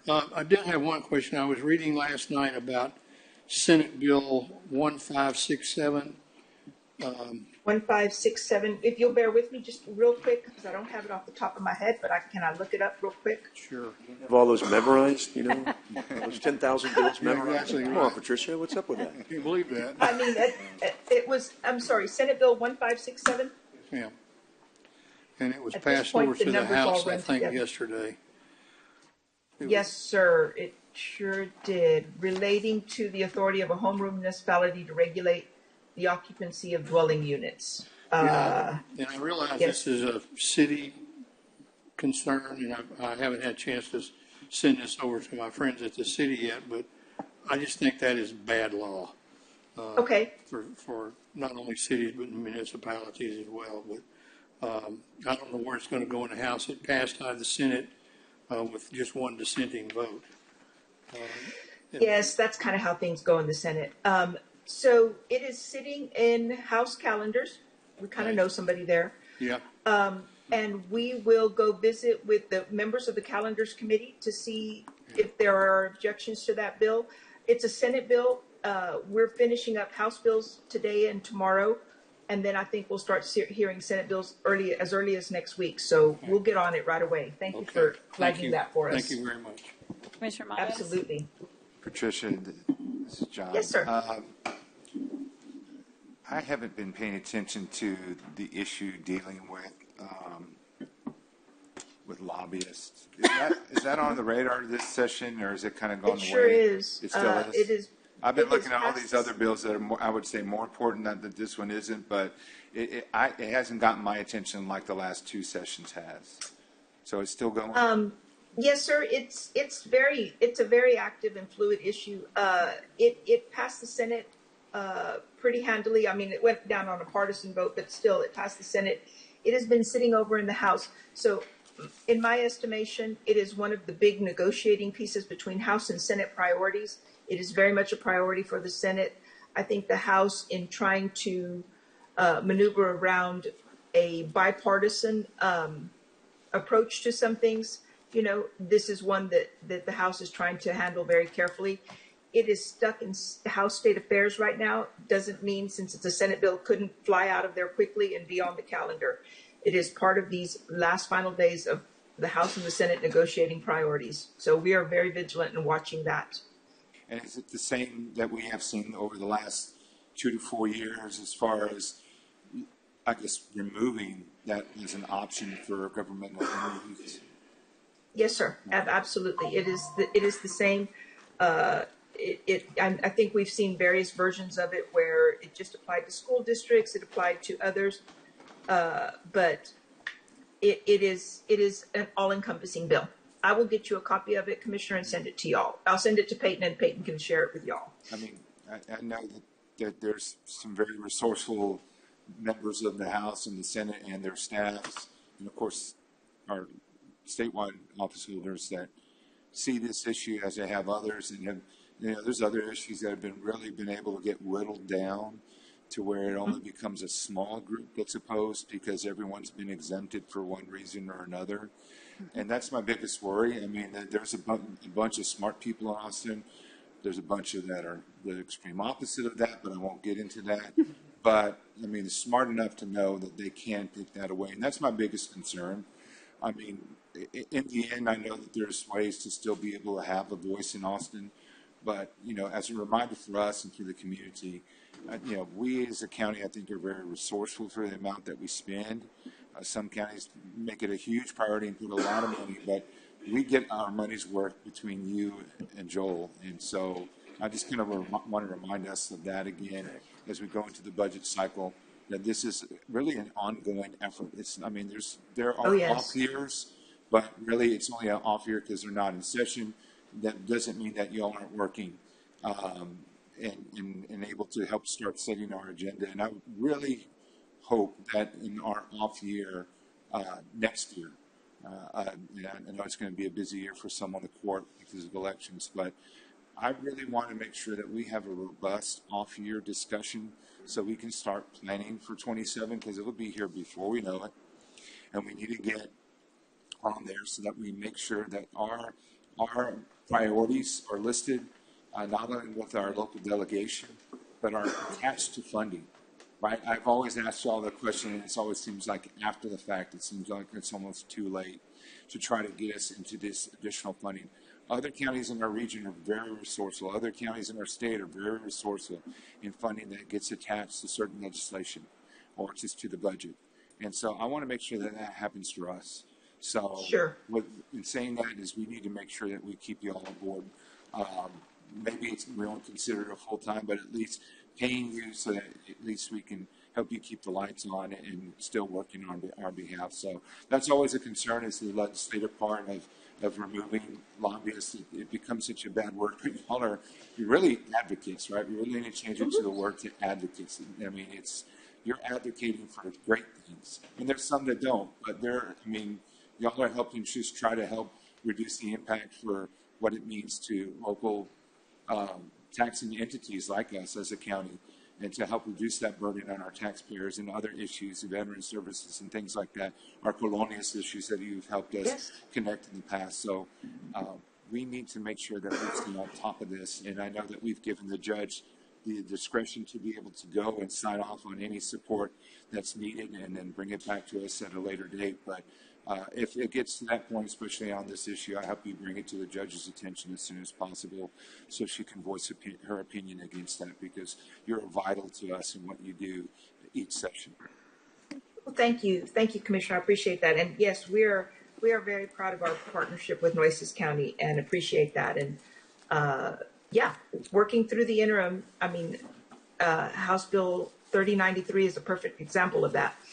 We wouldn't have been as successful on that as we have been if we hadn't had all of this interim to work on it and the special sessions to communicate that. And Kevin Kieschnick and his efforts, but it was a group effort. The judge coming and testifying, it was all a huge effort. But it was done way beyond the 140 days of this session. That is true. And I assure you, you compare the cost of all of us elected officials and whatever department they're in and following these kind of things and working, traveling back and forth and just trying to play catch up. The cost is more beneficial in the way that we do it, where Joel and Patricia let us know and coordinate these meetings and get us up there and get our time is used much more wisely, we would have a lot more expense in our travel budgets for if we weren't doing it the way we're doing it, and continue for the future. We all know legislation starts the minute the session is over, the next session starts. So thank you. Patricia, do we have any other questions from anyone? We appreciate you on all the work that you do, and I'm sure I will be talking to you probably later on today. So, yes, ma'am. Thank you all very much. I appreciate y'all. Have a good day. Bye-bye. Sheriff, I see you have a lot of law enforcement here. Did you have an item you needed me to bring up for you quickly or anything? No? Okay. Thank you. I feel safe, though. I'm glad y'all are here. I know. I Well, you mean you don't say save with Tinko here? B1 and 2? B1 and 2. Let's go ahead and skip to that. Yes. No. We want you guys doing what you need to be doing very quickly. Which one? B1 under the sheriff. Discuss and consider authorizing and approving execution of an agreement with Mobile Communication America under the Texas Department of Information and Resources cooperative contract for the purchase and installation of video surveillance system at the McKenzie Jail Annex, and the total amount of $45,412.40. And I believe, Teresa, this is done with capital outlay. Teresa? Sorry. Yes, ma'am. That's Yes. correct. Thank you. I'll make the motion to approve. Second. We have a motion and a second. Any other discussion? Yes, Judge. Yes, go ahead. I know I haven't done my tour recently of the annex. I haven't been there in a few years, and I know I got to see the main jail was a week or two ago. That was very helpful, but I do plan to be there before the end of the month, so I'll get with you on that. I mean, this is vital. It's essential. It has my support. Thank you. All those in favor say aye. Aye. Aye. Any opposed? The motion passes unanimously. Moving on to B2, discuss and consider adopting an order approving requests for proposals under Local Government Code 262.030 as the method of procurement for the purchase of medical services in our Nueces County Jail, and authorizing the purchasing agent to publish a notice and delegating evaluation authority to an evaluation committee and related matters. Okay, Michael, you're probably going to have to come up here and tell us how many motions we're going to need for this. It sounds like it's multiple things. Yes. Well, it's multiple things, but it's all contained in the order. So you're just going to make one motion to approve the order. Approve the order and then for all of the everything items else. above, and that's going to allow us to begin working on This the is- RFP documents for the medical services for the jail. Yes. So moved. That contract's going to expire in November. We so. have a motion and a second. Any other discussion? All those in favor say aye. Aye. Aye. Any opposed? The motion passes unanimously. Thank y'all. Thank you for being here. Going back to item A2, discuss and consider authorizing and approving an execution of job order authorization number NCCP-015 in the amount of $402,905.48 under job order contracting JOC agreement number 202-401-69-4/10 with LMC Corporation for McGee Pond Project and related matters. I understand this is Go Mesa funds. Mm-hmm. You want me to give you any Anything else? details about it? It's pretty simple. It's a stormwater retention pond that we have at Bobby McGee.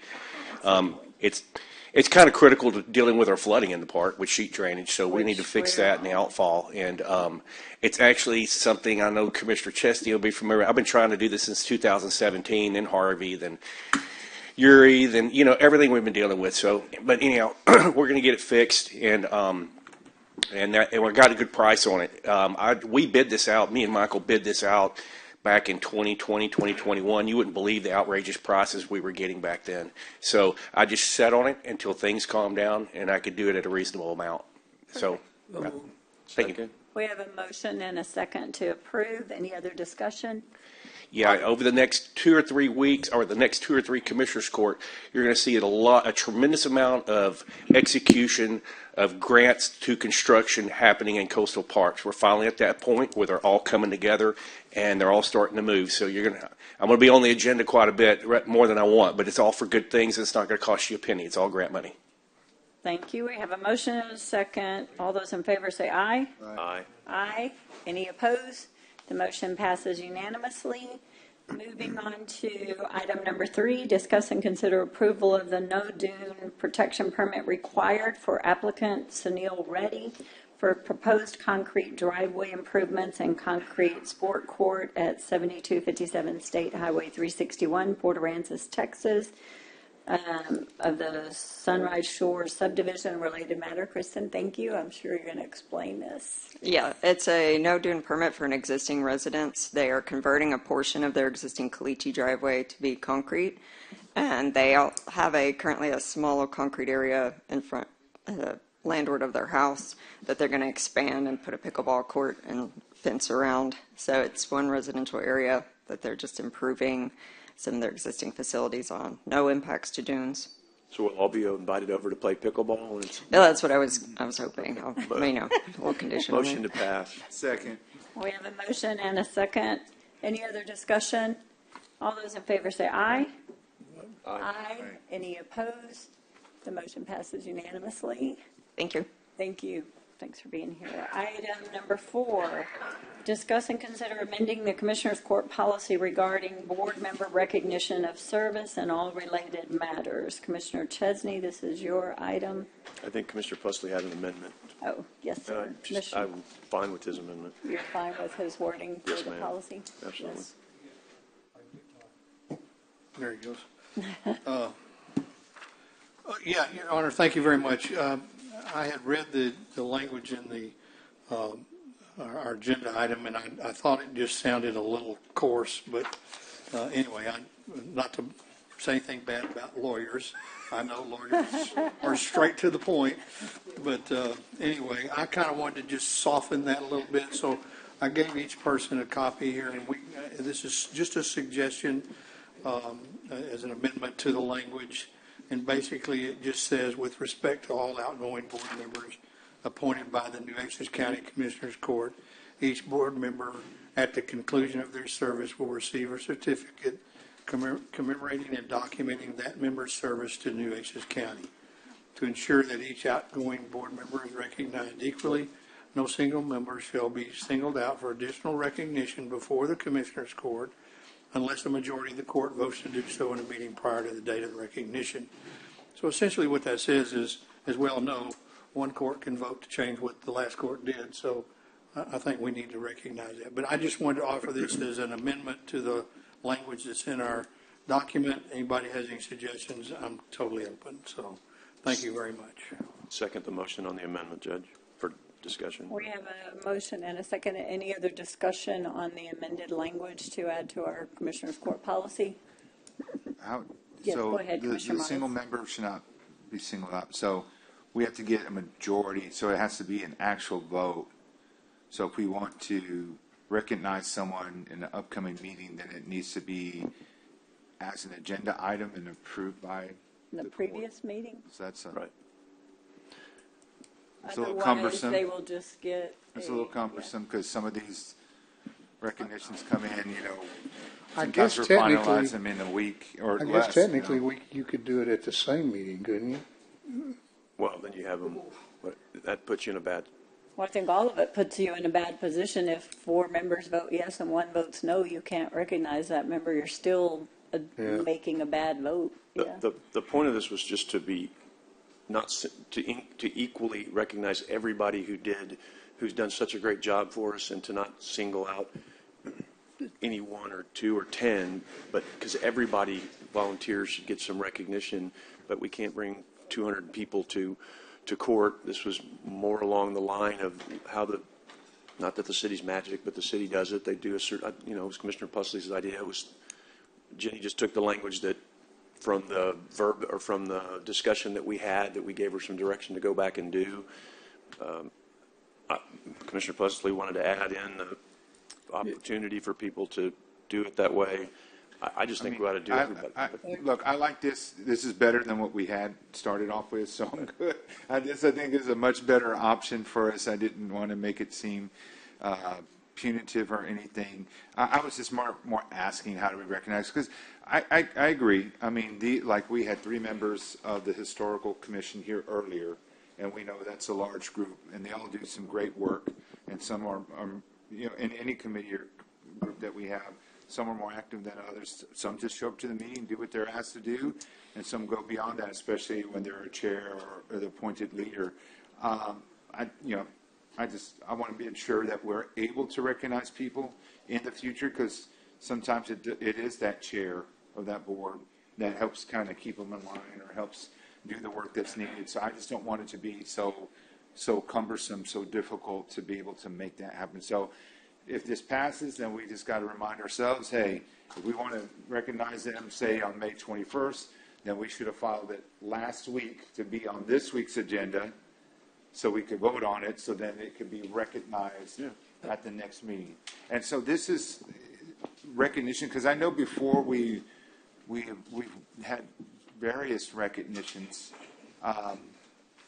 This is for all of them, or is this for a certificate?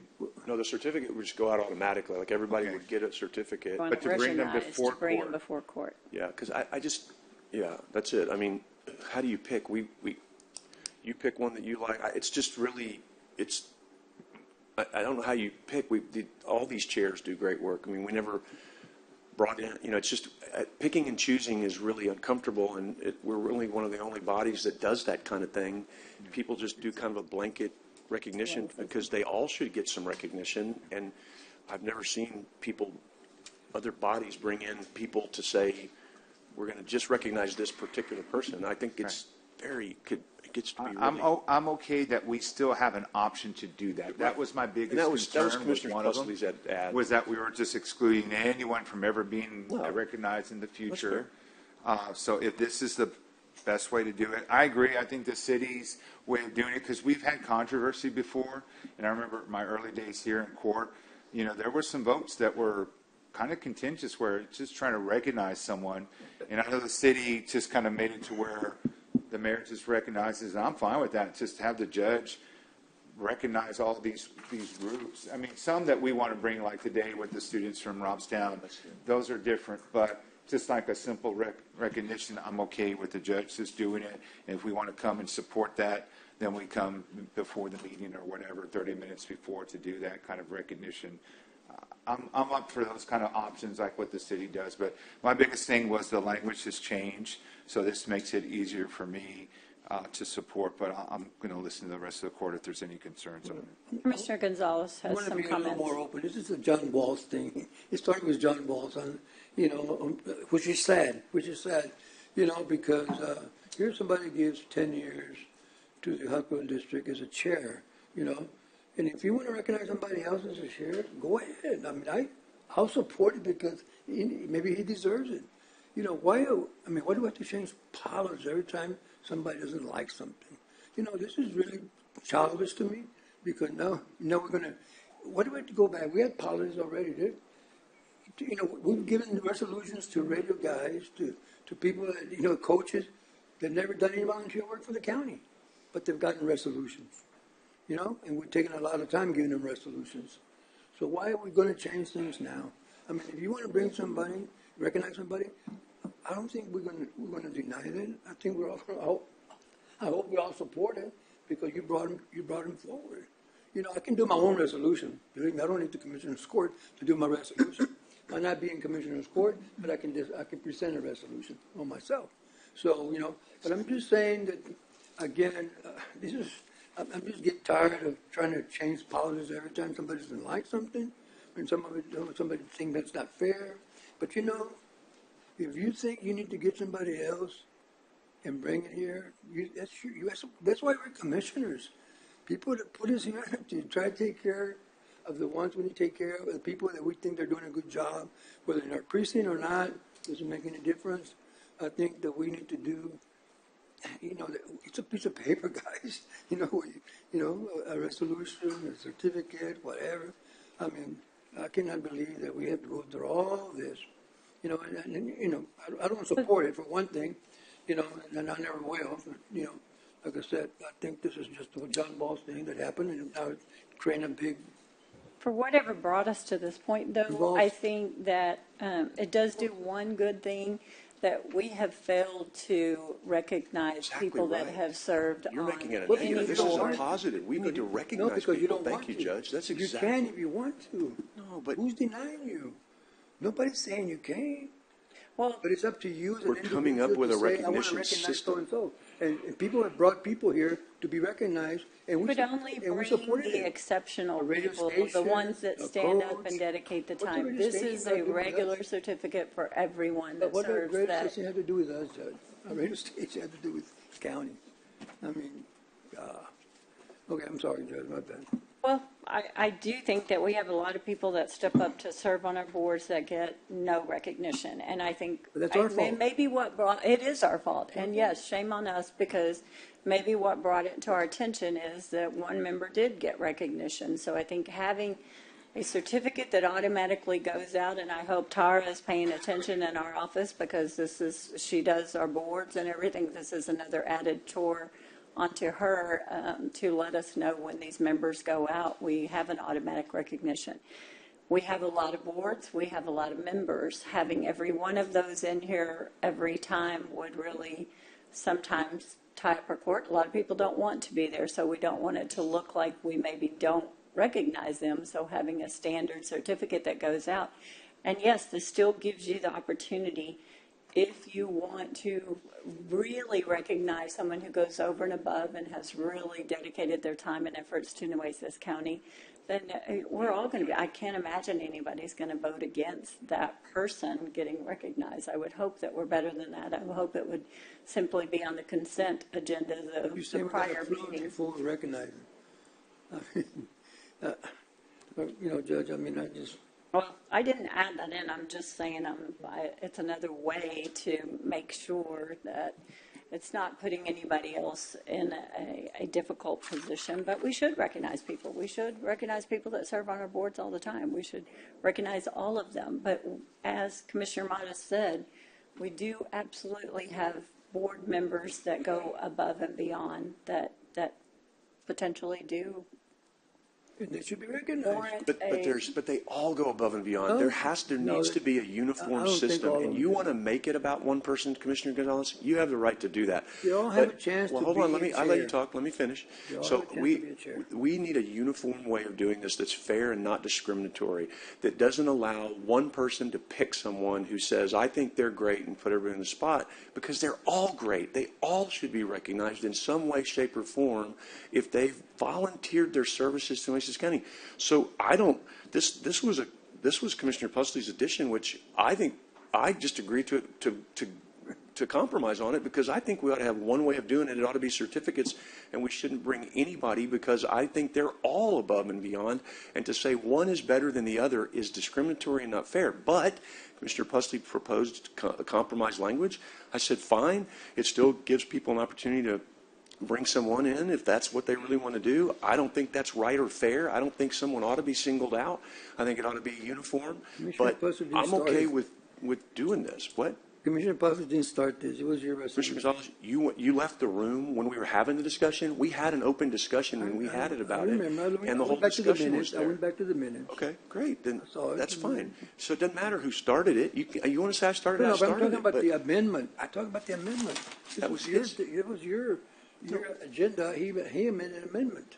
Right. Right. So what's, I mean, there's not. What's like- the problem? We have a I mean, you get to bring motion stuff just on like the I do. amendment to go in the language, You a don't like when I motion bring stuff. and a Sorry. That's what I get to second. do. I get to vote for it. If there, Commissioner Pusley, yes. Yeah, I see. Yeah, I made the motion. Yes, and Chesney. And just in final, here in a week or so, when I have time, I'm going to bring something to the court that may make this whole thing mute anyway. So, but I think it's important that we recognize everybody, and I think in the past the court has dropped the ball on that. Absolutely. Nobody's fault. Absolutely. It happened.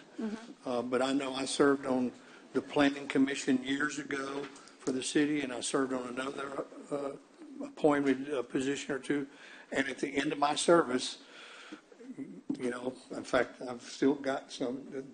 Lloyd Neal sent me a certificate recognizing my service, and that was it. And that felt good to at least get that they recognized I had been there. So I think it's important for us to do that. But anyway, we've had a number of people who over the years. Well, you go to the hospital district. Charlie Wilson. How many years did he serve as chair on that thing? He was there forever. Who?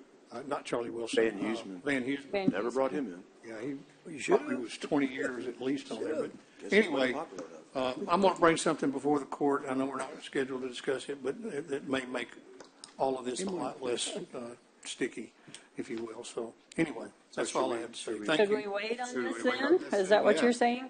Mm-hmm. Yeah, if y'all would like to wait, I certainly wouldn't mind doing that. We could do it all at the same time. We could table this until then.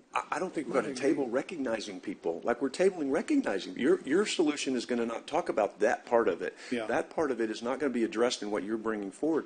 We need to pass something that recognizes everybody and not leave people out. I don't think we ought to wait 5 more minutes on that. If y'all want to tweak I'm more fine with that language, either way. Whatever the court wants to do. This recognizes people. It allows people to bring whoever wants to bring in. You're going to bring something that says later. You're going to bring something I think that changes how we do resolutions in general. But that doesn't address recognizing the good people that this is where this started from. Despite what Commissioner Gonzalez accuses me of, that's where this started from. It's trying to recognize people that we don't recognize. We leave out in the dark. And he wants to make it about one person. Let him make it about one person. I'm trying to make it about 200 people that are serving on a board that never get recognized for anything. So let's recognize them and give them a certificate of achievement. That's all this was. Okay. Okay. Well, we have a motion and a second. We can vote. Yes, we have a motion made by Commissioner Pusley with his amendment, seconded by Commissioner This would be an Chesney. amendment to the main motion, and then we'll have to come back and vote on the motion. So this is the language. This is the substitution. motion. It's not really an No, amendment. this is a 'cause- substitution. Substitution, Okay. yes. Thank Whatever you. y'all want to call it. Yeah, so we don't need to come back and vote on the name. This So, is the motion. Can we clarify, Judge? This is to recognize, this is a formalized vote so that us and all future courts, unless it's changed, will recognize every board member who serves as an appointee of Nueces County. Yes.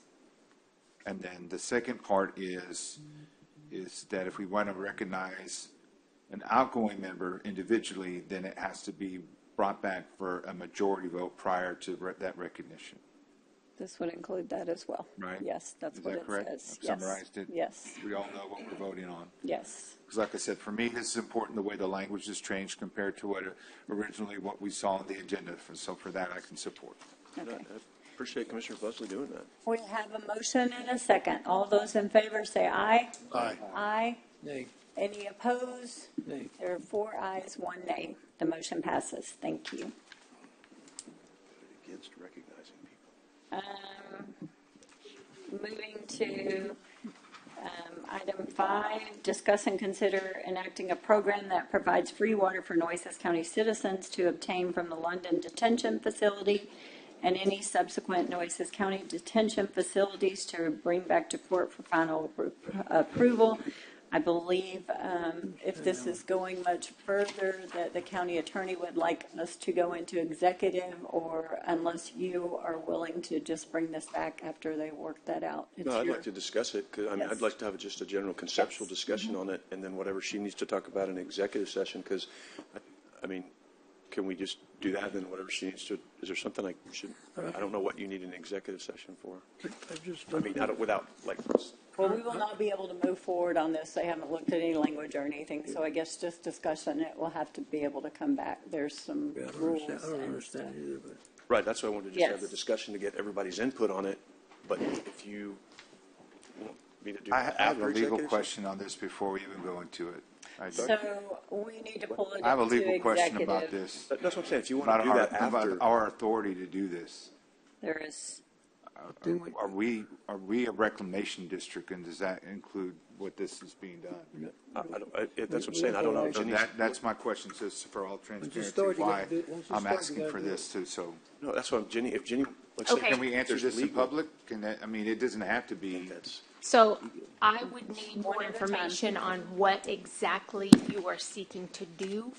There are questions about that. There are questions about benefiting anybody in particular for a monetary benefit for people who may take things and then sell them that they get from the county for free.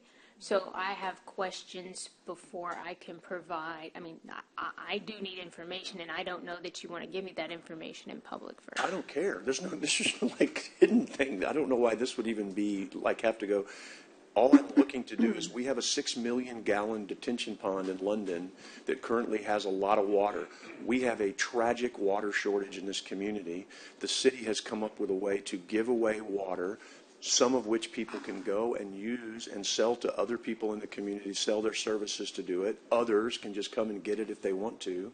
So all I'm looking at is we have all this water sitting there, and before we open the tributaries and let that thing just drain into the Oso and waste all that water, does this court want to look at helping our community with this detention pond and any others, because we're building others. We've got one on the island that we've got that Scott just told us about. I think Commissioner Gonzalez is building one in Petronilla, right, Commissioner? So and if the court doesn't want to do anything, okay, but I think it's sound community practice to at least look into how we can help our community in a disaster, which, okay, disaster is a little strong, but in drought, let me use the word drought.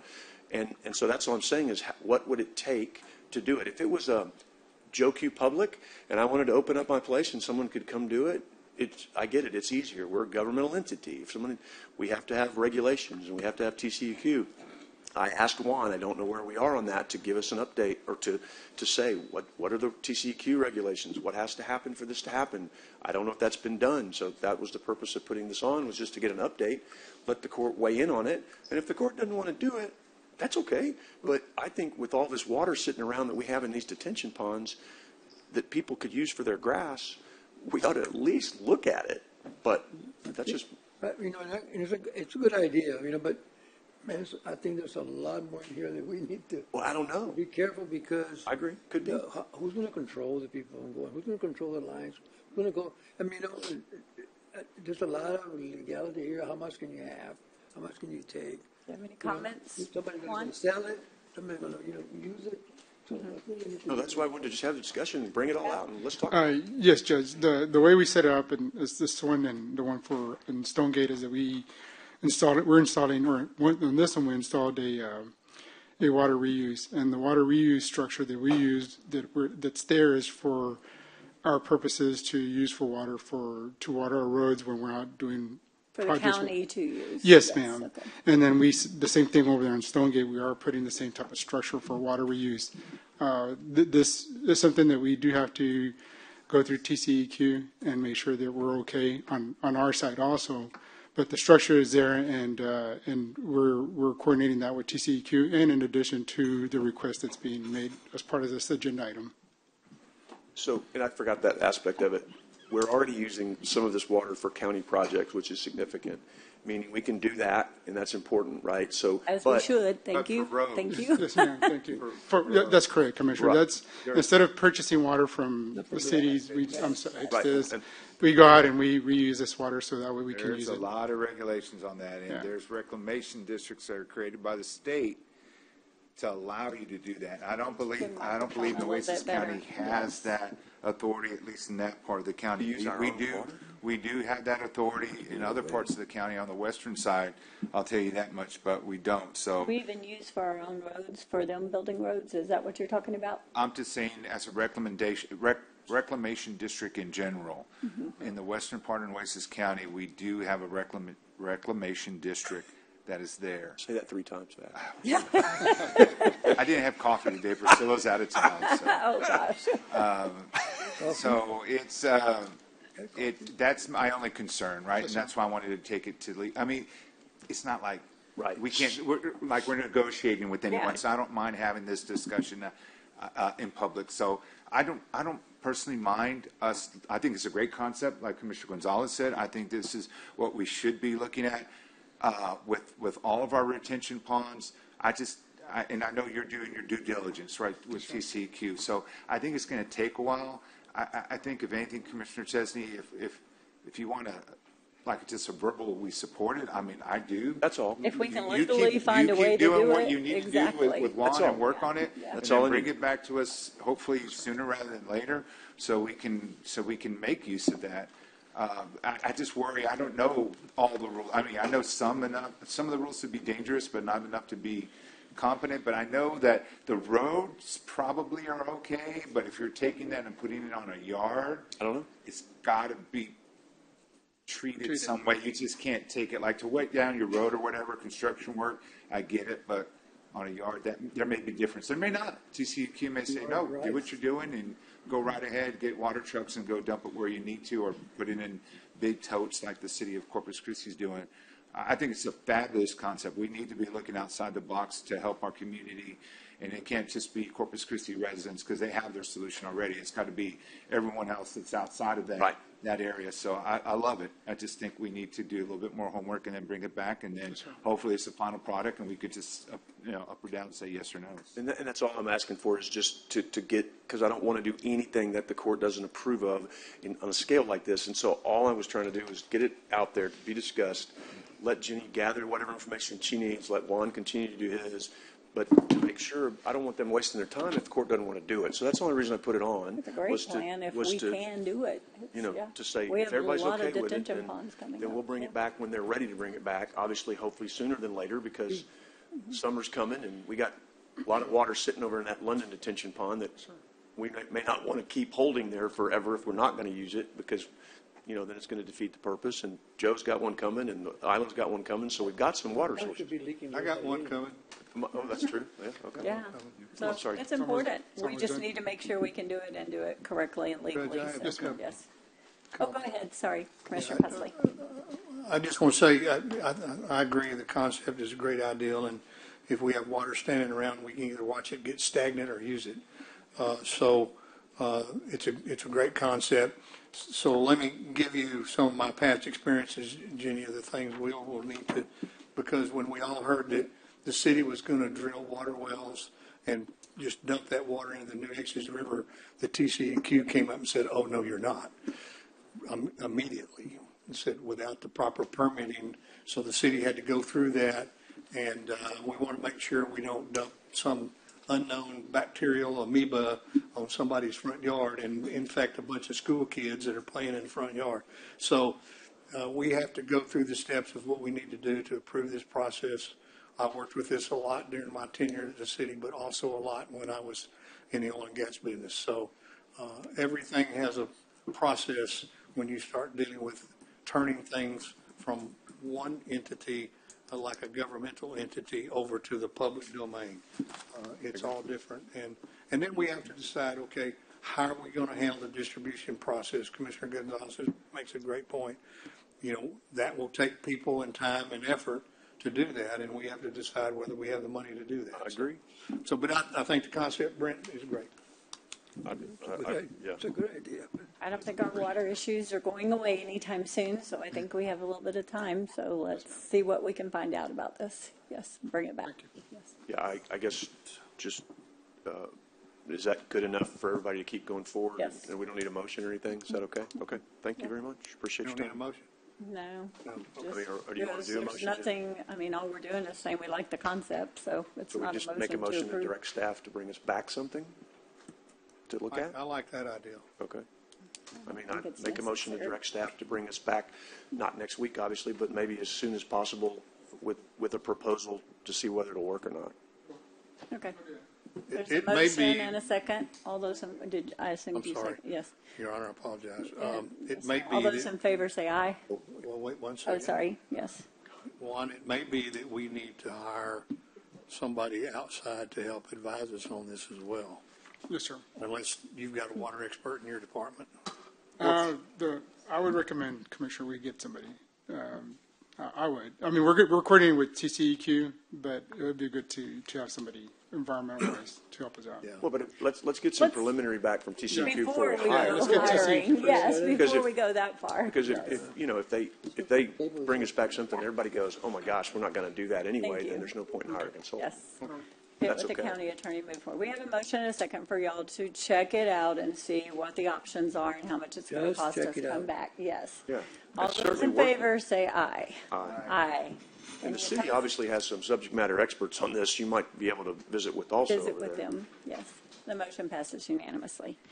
Moving on to item number 6, discuss and consider the seller's acceptance of the county's initial offer for the purchase of property, ID number 594214, owner ID number 654166, of County Road 14D, north of County Road 14C, west of County Road 63, Bishop, Nueces County, Texas, in the amount of $59,970 for the purpose of completing the detention pond for Petronia Estates ARPA project and authorizing the county judge to sign any necessary conveyance documents for said property. This had been approved, I believe, back in January court or something this year, Commissioner Gonzalez. But we went through all the roads. Yes. Jeannie looked at it. What's her name? Amanda looked at it, her department, so everybody to go with it. Everybody's had agreed as far as the sale. The owner has agreed to sell at that price. So, I believe there's another hindrance here. I think we would instruct the auditor's office to EFT in 7 to 10 days, but not before. There's a timeline for that is necessary because they have to do their end first before when they sign the documents, and then we do it just so we don't send the check pre-signatures or something. They asked us to wait on that. Motion to approve. who asked to wait? Your people, Edward, do you want to address this? I know it was, yes. Yes, it's the timing of the whole issue. So this led to a discussion in regards to using title companies from that are outside the state. Yes, So- that's why the timeline for the, Yeah. So we what do you- need a clearance from them before we release this, but it will be an EFT, yes. Correct. So what's the motion? The motion is saying what's there. The motion is to pass it, but we need time for people to. So we won't be asking the auditor's office to send that transfer. You want a contingent on the title company or something like That's that? probably that's probably good to add in, Yeah, and maybe we we can can do hold that. off. Yes, Contingent on the title company processing the paperwork, yes. on the time. So It's not my title company for the record, right? No, it's out of state. That's No, why the problem. but Yes. it's a good point that Commissioner Jag has brought up, that we're going to, in the future, try to use all our local vendors. This is going to create a little problem, not problem, but time consuming and having to go back and forth. So we need to streamline this thing here. In the future, there's a lot of retention ponds that are coming up.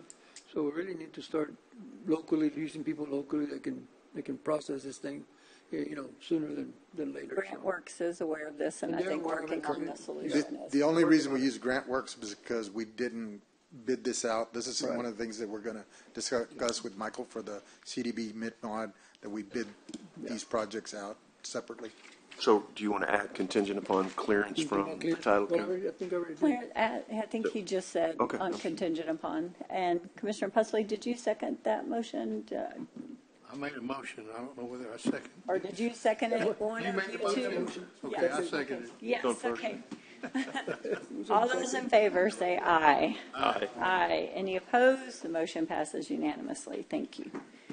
Item number 7, discuss and consider the acceptance of initial offer to acquire an easement for drainage and access improvements. They have property number 293009, 293007, 293010, 200099134, and then the owner ID's property address is County Road 67, Robstown, 3329 County Road 22, Robstown, Nueces County, Texas, and FM 1694, Robstown, Nueces County, Texas, in the amount of $44,659 for the purpose of the Nueces County Belk Lane drainage improvements, and authorize the county judge to sign the initial offer letter. This is the first process of the last one that we just went through, along with any other conveyance documents for said property.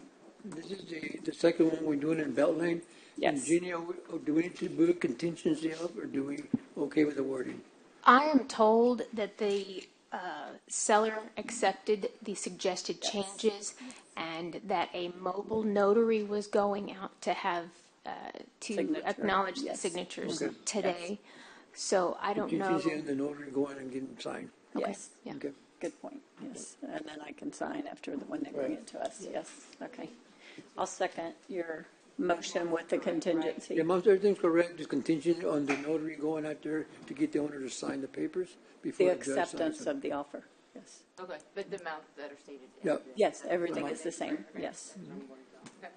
Any other discussion? All those in favor say aye. Aye. Aye. Any opposed? The motion passes. Moving on to item 8, discuss and consider approving the execution of a no-cost change order number 1 to the agreement with Bonco LLC for the construction of Precinct 2 ARPA-funded and Port of Corpus Christi contribution-funded Colonia septic system improvements. This is to extend the completion date and related matters. No cost, sir.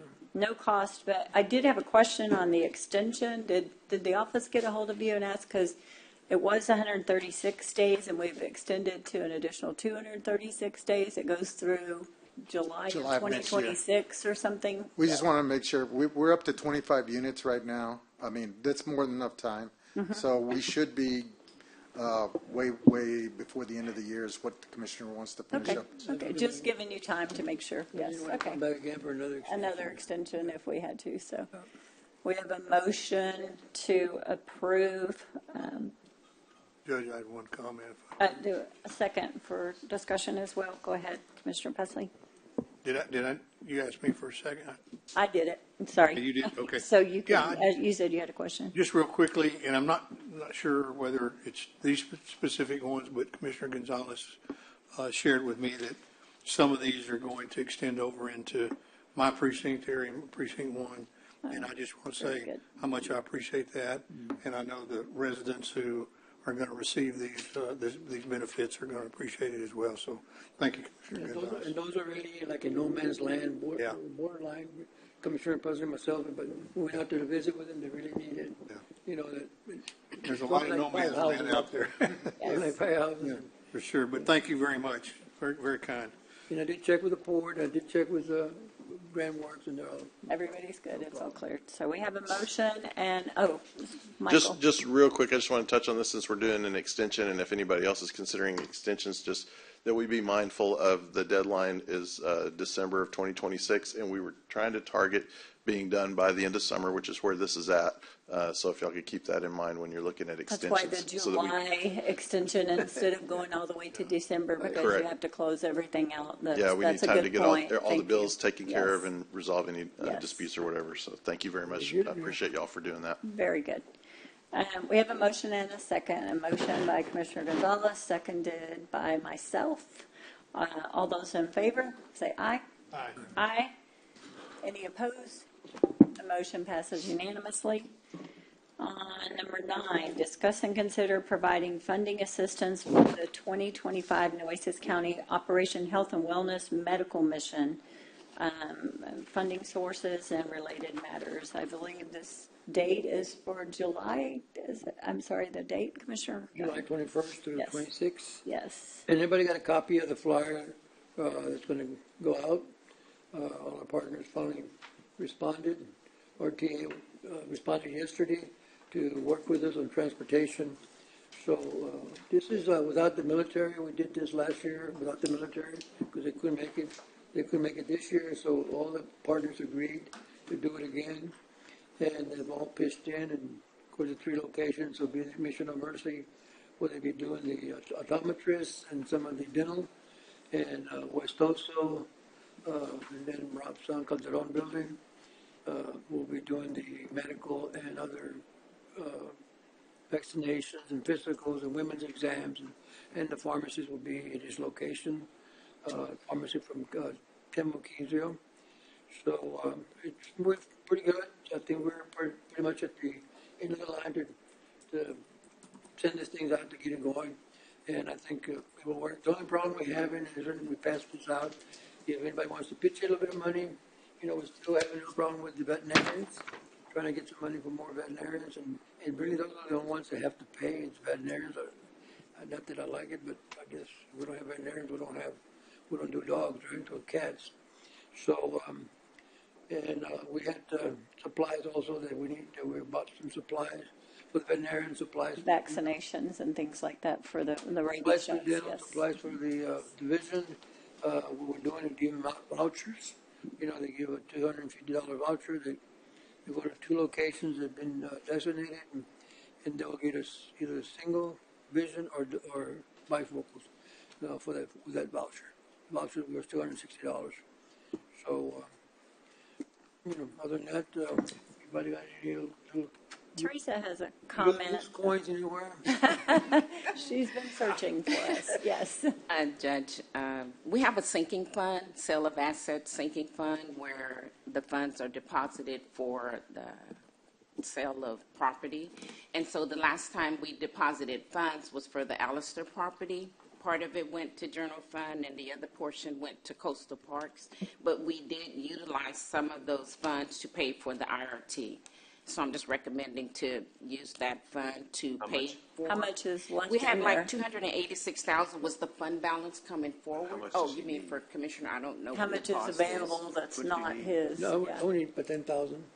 So moved.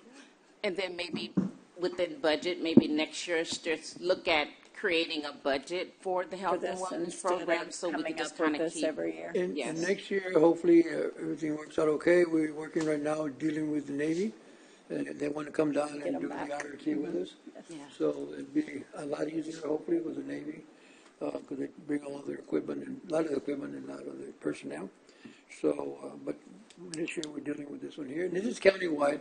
We get people from everywhere, even from Claiborne, even from, Jim Wells and everybody, but nobody's turned away, so, and the veterinarians, I'm going to be with the city because we did 1,300 animals last time, and the city didn't want to help at that time, and so I think we're going to meet with them tomorrow. Yes, sir. To see if we can get a little help from the city, since most of the people that go to West Coast are probably they're in the city, so we're going to try to take care of that. Good thing. So, It's a good thing.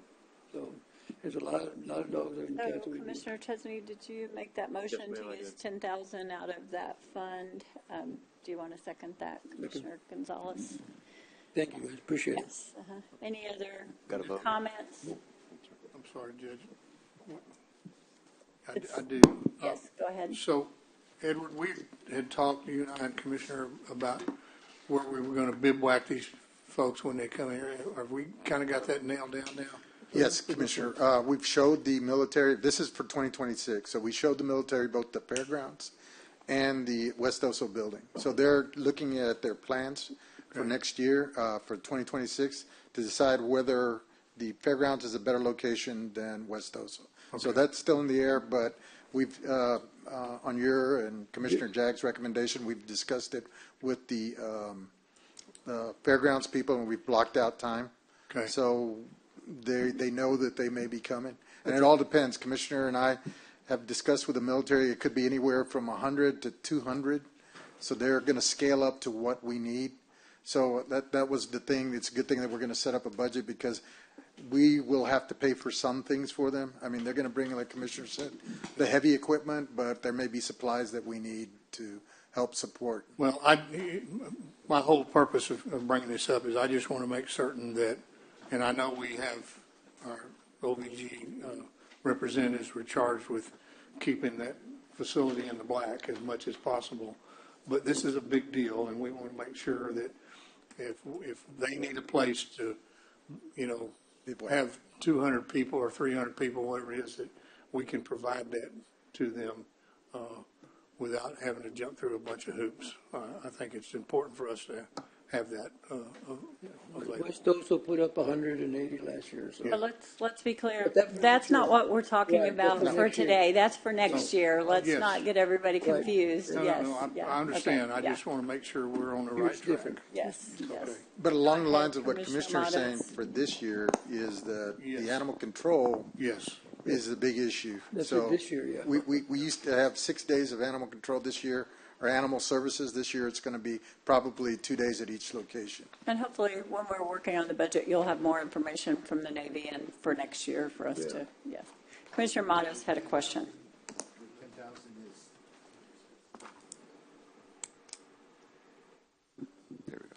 So the 10,000 is enough to help for the entire, It'll help, it'll get us there, but it would, if we had more, it would be better. I mean, because there's a lot of things that come up during, as we're running the operation, that we're having to. I set aside $8,000 a month. That should be plenty. okay, because I know Commissioner had mentioned before a price tag, and so. Well, if you need more, bring it back. Well, Right. yeah. He's asking for that's what I 10, we wanted gave to him see 10. is- I mean, let's see I mean, what it is. let's provide what we need now, and if we don't need all of it, then. I know that our Bring it back. budget's around 2025, Commissioner, and I know that Commissioner was. That would be my most, well, I can't motion it. I mean, Can we not just like, he asked for 10, we gave him 10, he set aside 8. If you need more, bring it back and show us. I don't want to just give money away. If we, I mean, I'm happy to do this, 18,000, but and the only thing that like, this is we're giving paying him what for he asked for. is for the veterinarians and some of the supplies for the veterinary clinics. I mean, if you Yes. need more, tell us what it is right now, but we immediately gave you what you asked Okay, for. 25,000. Yeah, right. You asked me, so I told you. I mean, but really, like, I mean, if you, I mean, can you just tell us what we're using it for then? So I'll But we give allocate up 4,000 do I need, No, sir. no, You have diabetes funds. I have diabetes fund, Right. okay. And diabetes funds can be Vision, used. vision or dental. I'm sorry? You can be vision or dental. Yes, sir. Okay. Well, then let's wait, and I'll work with you on it, and we'll bring it back then. Okay. Yeah, If I can add, then I'll. we'll bring it back.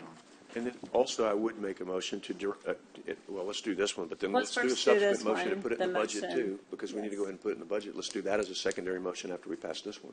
Okay, we have a motion to allocate the 10,000 out of the sinking fund, and seconded by Commissioner Gonzalez. All those in favor say aye. Aye. Aye. Any opposed? The motion passes. Thank you. Subsequent motion to direct staff also to look at putting this in as a permanent line item in the upcoming budget. Nobody want to second that one? Oh, I'll second it. Sorry. Second. I was waiting for Commissioner. Second. I was thinking. To discuss that, but the problem with it somewhat is it changes too much. Well, an yeah. amount. You got to Yeah. put something in to Yeah. start with. Something I mean, I to don't know start what it with, is. because we're always having to give 10 or 15 for this, so yes. All those in favor of including this in budget discussions and allocating a certain amount, say aye. Aye. Aye. Any opposed? The motion passes. To direct staff. To direct put it staff. into as a budget line item for the upcoming budget. Cool. There's another thing May I write that's that out? probably going to be addressed in that No, I mean, too. no. I think JJ Veteran Services has some stuff. Are we good? Good. Kara? Oh, yeah. Yes, okay. Item number 11, discuss and consider the manager of animal services job description and post the job for applications and all related matters. We have had John, who are doing this job temporary, stepped up, and we believe it's time to go out and So moved. post. Okay. You have And to we get want hello. this posted everywhere that the county has, And advertised. and advertised, internally, externally. And we have a motion and a second. How long do we want it to be? Wait, Judge, I think specifically that's a great point that we need to say it the same way that we just advertised the HR director. Maybe we should make it specific. I don't know, because it was Commissioner Monas who recognized that we weren't properly advertising our positions. So thank you for that. And so however we just did the HR, that would be how we would want to do it. And then that's another one we need to look That at should for be a budget. standard, a practice that we do, as long as we have these subscriptions that are not going to add additional charges. That should be the standard way that we do it on all applicants. Yeah, Yes. Yes. I don't know, whatever we did it last time worked. Yes, So exactly. So I'm just saying, Yes. however y'all did it, you did it right. And the time frame to 14 days? What did we do for? We did 14 days. We came back and we did it again, so 14 days. Can this include other positions within the county? As they come up, and that's what we're going to look at in the budget process. We have to put some, we may have to put something in there. Department heads or department, We've got to advertise positions. Professional Services Commissioner, very we have a dire need in the county for attorneys. Oh, okay. We have a dire need to advertise. You don't have to bring that to court for us to, for you to Yeah. advertise your open positions, but it should go out in all the same ways, yes. change the policy. Yeah, I just thought we were until Commissioner Mottes pointed out we were. I think that is the new practice going forward, so yes, yes. We have a motion and a second. Any other discussion? All those in favor say aye. Aye. Any opposed? The motion passes. Thank you. Item number 12, discuss and consider upcoming Commissioners Court meeting dates, workshop dates, and related matters. Does any commissioner have a conflict or wish to make any changes? I think they're all pretty much set now this far in line. Our next meeting is next week. Back to back. And then we don't meet again until June 11th, is that correct? After that one, yes. Okay.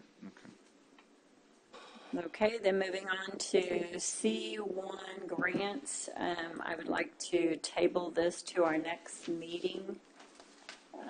I have checked with Anna, and it's not going to put us in a conflict with anything or anything, but we will move it to the 21st meeting. So moved. We have a motion and a second. All those in favor say aye. I'm sorry, Gerard. Oh, go ahead. This is under grants, C1? Yes, sir. Okay. Yes. I just want to briefly comment, and I know this started before I got here, but with respect to any of these type things that come up that are in my precinct, please let me know about them. Yeah. So I'll know what's going on, because when I received the agenda the other day, I had not received any information about what we were doing going forward here. So I'll try to get up to speed as quick as I can, but I would appreciate that. Yes, sir. I apologize for not providing the documents that I provided to the agenda, but I did mention that we were finally going through with the application, but what's missing was the resolution, and I would be putting it on the agenda. Okay. Went to your No, office. that's fine. I just need to get the documents next time, Yes, so sir. I'll have them My apologies. to review. Thank you very much. We have a motion to table The next meeting, Judge, is the 11th and the 25th. the 11th and the 25th. So the 21st. Yes, but we can't move this one to the 21st.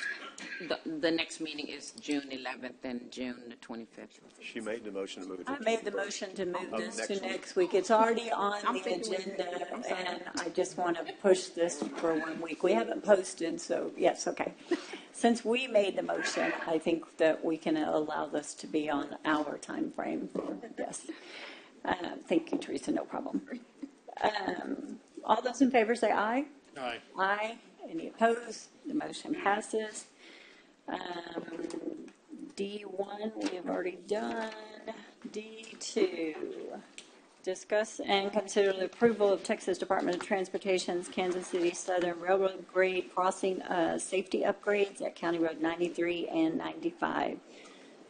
This has been approved by the Commissioner, reviewed by Public Works, and approved. I make the motion to pass.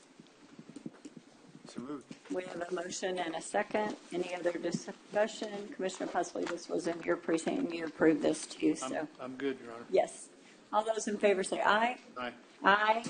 Any opposed? The motion passes with the 3 members here. 2 are out. Item number 3, discuss and consider approval of change order number 1 for the County Road 47 Bridge Widening Project and related matters. This is Precinct 4, Commissioner Chesney. The change order, do you want to say anything about it? Go ahead. Judge and Commissioners recommending approval for the $7,832. Second. We have a motion from Chesney, seconded by Commissioner Pusley. All those in favor say aye. Aye. Aye. Any opposed? The motion passes with 3 members present, 2 still out of the court. Item number 4, discuss and consider the approval of certificate of substantial completion for the London Area Regional Retention Pond Project.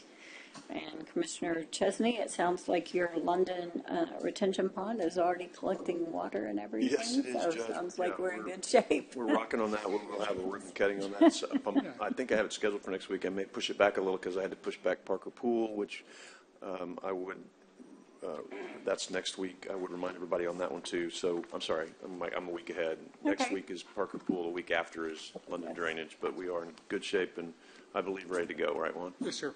Yes, you agree with the substantial completion and everything, so we're good. Yes, Judge, we're recommending approval. And again, not that anybody needs to go see a hole in the ground with water in Yeah, it, but if you're it's interested, collecting it's pretty a lot of water. amazing. It's got it really has got a lot of water in it. So anyway, thank you. Move approval if I didn't already. Sorry. I'll second that motion. All those in favor say aye. Aye. Aye. Any opposed? Motion passes with the 3 members present. Judge, again, let me just make a comment. I believe these people came in not only on budget, but under on time, right? They were Yes, sir. ahead of schedule substantially. So Wow. what's the name of their company? Because we need to really applaud people like this. I'm not Commissioner, sure. if I say the name, I'm going to, Gosh darn it, Juan, I put you on the spot. Langweber? Yes. Lineweber? Yes. Yeah. Yes, they did a real good job. They did a great job. Great We job. appreciate their work. We appreciate how fast they got it done, and we appreciate that it was on budget as well. Thank you. Item number 5, discuss and consider approval of supplemental agreement number 1 between Nueces County and Cotton Landreth Architects, Inc., COK Architects and Associates for the Medical Examiner's Facility Renovation Project. I believe this is just a time extension to July 30th, 2026. That's correct. That's correct, Judge. So moved. We have a motion and a second. All those in favor say aye. Aye. Any opposed? The motion passes with the 3 members here. Item E1, Auditor. Thank you. Thank you. Thank you, Judge. Thank Thank you, you, Commissioner. Juan. Discuss and consider authorizing and approving the sole source purchase with Superior LLC Essential Square Company for One Solution maintenance renewal of the One Solution financial system for Nueces County Auditor's Office in the amount of $66,148.45 for 6 months, or we can do 1 year for $132,296.91. And I think, Constance, you were going to talk about this one. Huh?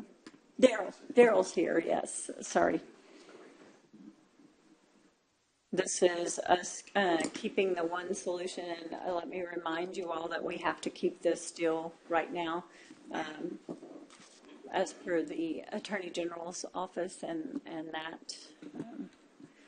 Yes, I see it where we're kind of holding on to it. We have to for that issue, as well as since we're still working with Strata and Workday on the data going into Workday properly, we have to keep it around for a while like that. We are getting data out of One Solution, putting it into a database here locally, but in doing so, of course, we don't have the application. So talking to Grayson, and Grayson, you can speak up here, about the 6 months versus 1 year. As you see in there, there's no price break as far as doing the 1 year. It's still the same amount as doing 6 months. And I guess there's a couple of concerns out there about if we do the whole year and One Solution went under, whenever they did that, we would eat it. I'm not really seeing that, and IT doesn't directly face One Solution as far as getting answers out of them. Not something that they elaborate on a whole lot. But the other issue is keeping it long enough to see that this database is going to get all the data in it that we're housing locally, and that The we main can. issue is we Yeah. have to have access to that blob, y'all called it, or information that hasn't transferred, the backup and documentation. Yes. Yes. Yeah, so we have to work directly with the auditor's office. We're going to try to see if One Solution will let IT directly coordinate with them. But so Harry's kind of been having a solo on that out of the auditor's office to get them to relinquish the data, make it available for us to go out there and grab. And I did notice that whenever we had a problem with that he actually issued a ticket with them to do that. So that even tells me that his communication isn't as direct as I would have liked to have seen it, that he actually can just communicate with somebody, have a rep there to work with. So, I think we but changed that yesterday to include you as yes, well. yeah, for we future discussed use. that Yes, locally. So now yes. we want to meet tomorrow morning to. Thank you, Grayson. Discuss this tomorrow morning. We'll bring in other IT people and talk with Harry and see how much ice we can break with getting One Solution to work So with is us a little your better. suggestion for the 1 year or the 6 months today? Mine would be the 1 year, but I think the auditor would carry. Y'all agree? Okay. Yes, very much. Can I make the motion to approve for the 1 year extension? Okay, hold But on. I really, really, like I said yesterday, strongly direct you all into getting this information passed on where we do not have to continue doing this. We should have this available to us. It's a shame that we have had to do this in the last year and a half to keep extending this to get information that is ours, so. I agree, and we've already met with Workday and Strata, and they offer a product that we can actually bring in all of our legacy data into Workday. This 1 year allows us to almost definitely get there. And that way, all legacy data will be in one software. And I would suggest that maybe Commissioner Pusley be in this loop with y'all. He's more of the IT person on the court, though I am not. So having him included in some of those conversations or something, the direction he has more knowledge than probably the rest of us. My comment here would, thank you, Your Honor, I'm happy to do that. My comment here would be, I would like to see us have some sort of formal agreement with these folks before we send them a check for $132,000. Well, these are renewals. We've been doing this. And I don't understand why I'm still not following exactly in why we have to pay for this if it's our information, and why we want to go a year, not 6 months, because shouldn't we be able to get everything we want in 6 months? I mean, I'm not. We haven't gotten it in a year, almost 2 years now. We have been doing these renewals because we've But had why to aren't keep we? this. Tell me again why we're not getting it. Because So my understanding transferring is to that Workday. it's on their servers. Yes. It's not on our physical servers, and it's such a mass amount of information that as they download it and send it, it's in packets. Because there's only so much that can come across. Then we have to analyze it, put it into tables that we can actually use, and then save it on our own server. And sometimes when they send us those packets, there's errors, and so we have to send them back. Now, that's the IT part. I'm not sure, and maybe Daryl can elaborate. Maybe we ought to table this and let Commissioner Pusley get into it a little bit more, because I'm telling you, I'm flying blind on this. No. Constance Yes, I just has want to been involved in this a one lot little too. comment. So the information is there, it's just data, but to be able to read the data or access it, it has to be in an application. So we can have the data in the database, but we can't use it. You can't write reports because that legacy software system is gone. So what we're looking at now is an application, which is our current application, the Workday. They have a module that will allow us to utilize that data, bring it into Workday, and it'll be seamless. So when the end user, when they run a report, they won't even know that they don't have to go to 2 different applications. It'll be there. So we spoke with them yesterday, and it's going to take about 3 to 9 months, perfect world, to implement. So that's why we're recommending a year with one solution, just to give us a chance to run parallel for a little bit to make sure that all the data will be there and accessible. Right, but what did we pass a while back that you came in and advocated for? I can't remember if this is related to this also. No. But that was the one on. I thought it was related to Workday because there was some problem with it too. I mean, That's the Strata. Yeah, that's the contract. Strata That's agreement. the Strata Yes. thing. Yes. right. So what did we do on that one? That we So that's a whole other issue. So Yes, that with Workday. right. So that so is when we implemented the new software package Workday. It did not mirror our legacy system, the one solution, and so it was condensed, I guess.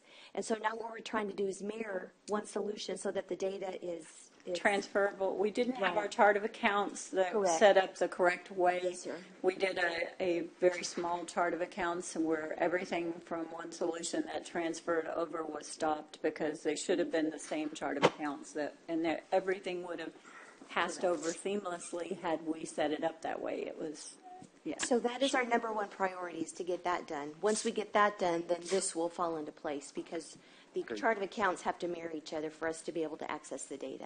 So when someone says to me 3 to 9 months, but let's go ahead and go 12, I kind of go, well, why wouldn't we go 6 and push it a little harder? But maybe I'm not understanding the process, because I don't know why I would want to go 12 months if I can't push someone harder in 6 and save us $66,000. We have to come back and extend it again. Before, Okay, in but our I'd rather contract extend it. with them, That's an they option, had sir. told us that if we got it done beforehand, that they would cancel. That was part of the contract on that first initial one. If we did the year, if we finished the transition in 6 months, that it would stop. We said we were going to have to argue to get money back on a contract that we signed for a year, but they said it was more like a month to month, and whatever we didn't use, we would get back. That's what they said. Was that what the contract says?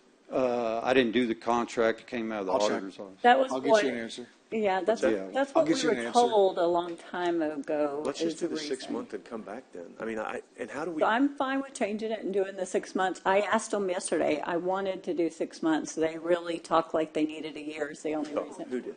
Our meeting was Grayson, Constance, Daryl, all of us, and they're about this. So Right, but I feel like we've gone on for a long time with this, and but we have to have the information before we can stop, and we don't have the information yet where it needs to be. This has been almost 2 years of waiting, and we're having to pay for this.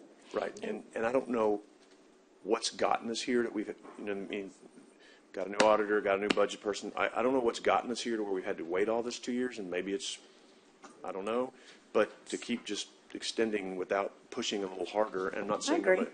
I mean, if someone says 3 to 9 months, to me that means 6 months is doable, and I would rather do 6 months and let Well, Commissioner I will Plessley amend kind my of dig in there motion too, and if he wants to. do 6 months. Could I just add one little thing? For the 6 month renewals, we're not guaranteed that the price won't go up because historically what we've seen every 6 months, it goes up a little bit. So that was just the How only about reason. 6 months with a 6 month option? I mean, this is their fault. Like this, right? Isn't part of this their fault? Isn't part of the reason we're in this box their fault? I don't think so. It's, So then why is it taking so long then? Someone needs to tell me that. When It's our fault? when you go from one database structure to another, and you got to remember, these are proprietary databases. If this was an Oracle database, those kind of transitions are fairly easy, fairly straightforward. These are proprietary databases that don't match. So you have to go in and they have to give us their data in some sort of flat file format, and then we've got to plug it into what we're doing with our Workday software, which is a different kind of database.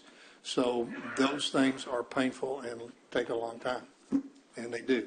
And when you send, just like Constance was saying, they can send that database information over, but if it's not correct and we plug it in then we're right back where we started. So So did we anticipate all these delays and all this extra money? No. Like when we did this? No. So how have we, so I still haven't got an answer on, then how have we gotten to where we are? Because if this is all extra money that we're spending, why? Because everybody has to know in the IT world. I wouldn't have. Mr. Plessley just spit it out. You know it. So when we're doing this, someone should have known that this was going to take some time and budgeted this in, but yet someone didn't. So how we gotten here? I don't get it. Like, I mean, I don't understand why we keep throwing out six figures like it's like pennies. I can't speak to the past, but I can tell you that editing the chart of accounts has added issues on top of issues. That's been the number one issue So is right there. reducing chart of accounts, deleting like accounts that we used in one solution and not having them in Workday has caused some of these issues because you can no longer just mirror. You're having to go in and tell it this account now goes to this account, and vice versa. And it's my team is working diligently to go through and make sure that we get to the same chart of accounts we have. Can I make a It- comment? That's just a compounding part of it. Just in all fairness to you guys, and same thing happened to the JP courts, right? It took them almost 4 years for them to transfer from one database to another database because they weren't compatible. So they had to go in there manually and draw everything out of the old one and insert it into the new one. And it took a lot of time. This is why JP's took them, instead of 1 year, 2 years, took them 4 years. So I think this is the same thing we're fighting here right now. Right. And they've been having to manually enter some things to get us the reports. Teresa, you had? Yeah, I just wanted to state that the 6 month window, Workday is offering an application where this data from Legacy can be imported into an application for Workday, right? That's Yes, the ma'am. application that Constance is talking about. We're 50% already, IT has already downloaded 50% of the data. And if they finish the balance of it, then we would still have to come back to court and say, okay, now we want to pick up this application from Workday so that Workday can start extracting that data, cleaning it up, building reports. So if we're just gonna do the 6 month window, then we need to come back to court to approve the Workday application that's gonna convert all that data because it's just data where we can use it. Why aren't we doing that now then, if that's what we're instructing him to do? That's what they want to hear. That's what they want to hear. Yeah, so we'll have to bring it back to court. We just had a presentation on it yesterday. We just found out yeah. about it. And I I don't know had how the long meeting it's been out there, afterwards, but so that's where we need to get. What you do? What you do one, you got And so to if you what do, if you one, do you gotta 6 the other. months, So- the $60K that we were going to pay for a year, we can use that portion to pay for the workday application so that we can Well, get them both going. you're going to have to do that anyway, aren't you, Teresa? We have to do it right, but if we I only mean, have for the 6 first months- part of this transformation, you're going to have the intermediary software to make the transition. So regardless of whether you have it 6 months or a year, you're going to It's have to still have gotta that be same done. software, Yeah. which is a different bucket of money, right? That's correct. Well, it's, It's not included in this 66,000 or 132,000. Correct. Right, so if we're going to do a year, it's 132. So I'm saying if we do But only that's 6 just months, to give you access to the one solution. For 6 That's not to give you access to the Correct. intermediate software. Right. That'd be a different bucket of money. Well, it could be the same money. Well, I mean- if we didn't use the other 66,000. We could utilize that for, For the workday, for the application that we need to clean the data, run, to fix it. And because they stated that since IT is already, getting the data accumulated, we're a step ahead. How quick y'all need this decision? Can this wait a week? Yes, sir. Okay. yeah, let's table to Let me the make a motion to table 21st. this and I'll get involved in it and figure out what we need to do. Thank you. Yes, I'll second your motion to table to the 21st. This is due, isn't this due in June? We can do it we next have week. it June. We'll do it Next week. We'll do it Yes. next week. Yes. And I'll get we'll- with you before next week. Okay. Okay. All those in favor, say aye. Aye. Aye.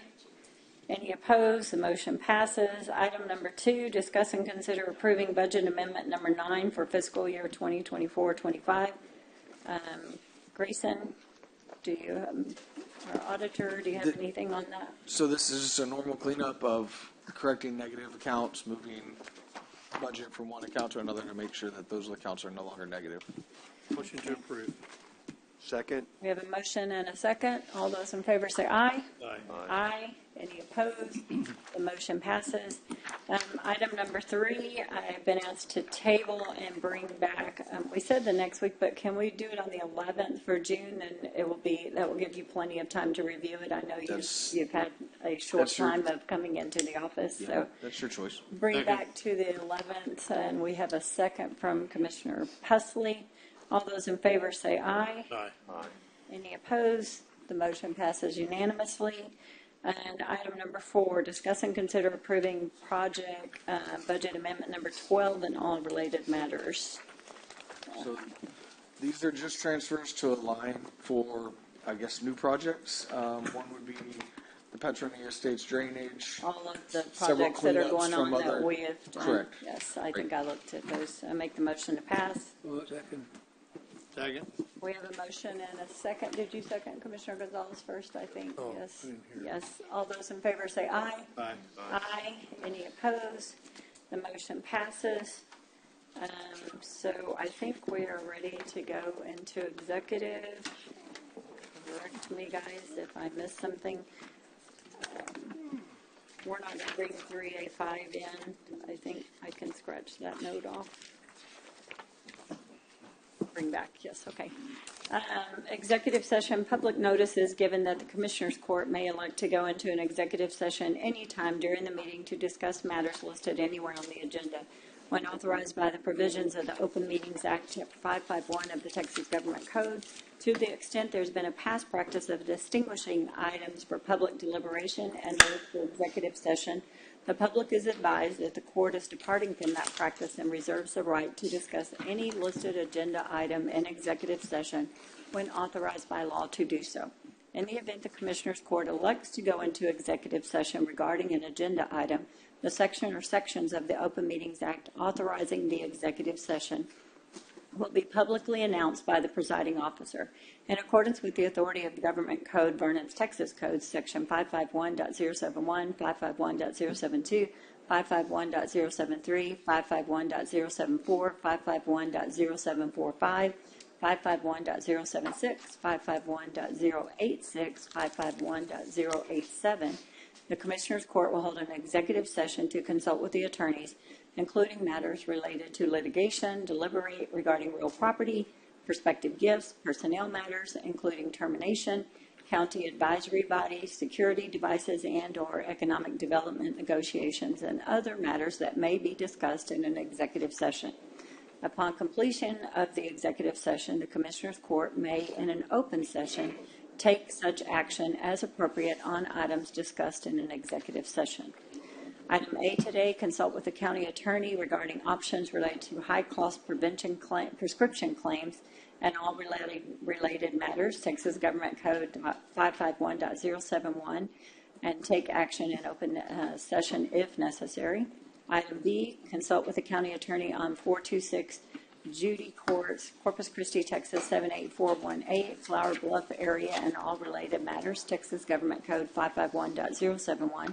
Take action in open session if necessary. Item C, consult with the county attorney regarding legal issues related to a proposed letter of understanding with AFLAC regarding evidence of insurability requirements, Texas Government Code 551.071. Discuss, consider, and take action in a regular session if needed. Item D, consult with the county attorney regarding Parker Pool and all related matters, Texas Government Code 551.071. Take action in open session if necessary. And item E, conduct interview of applicants for Human Resources Director position and take action in open session if necessary.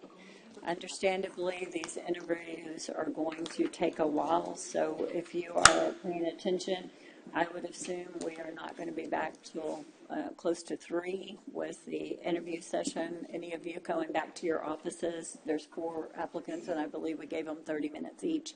So it is 12:02. We'll see you tomorrow. Yeah, 12:02, and we are going to executive session.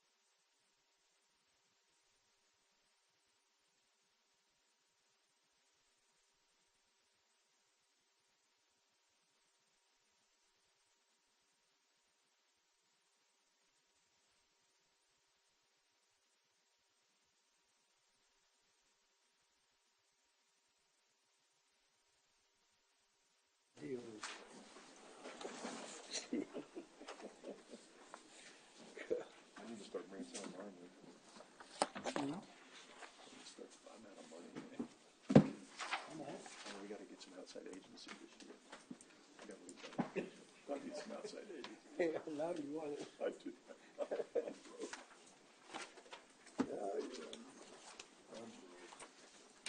You're still showing recording paused, Connie. Recording in progress. Thank you. It is 3:22 and we are back from executive.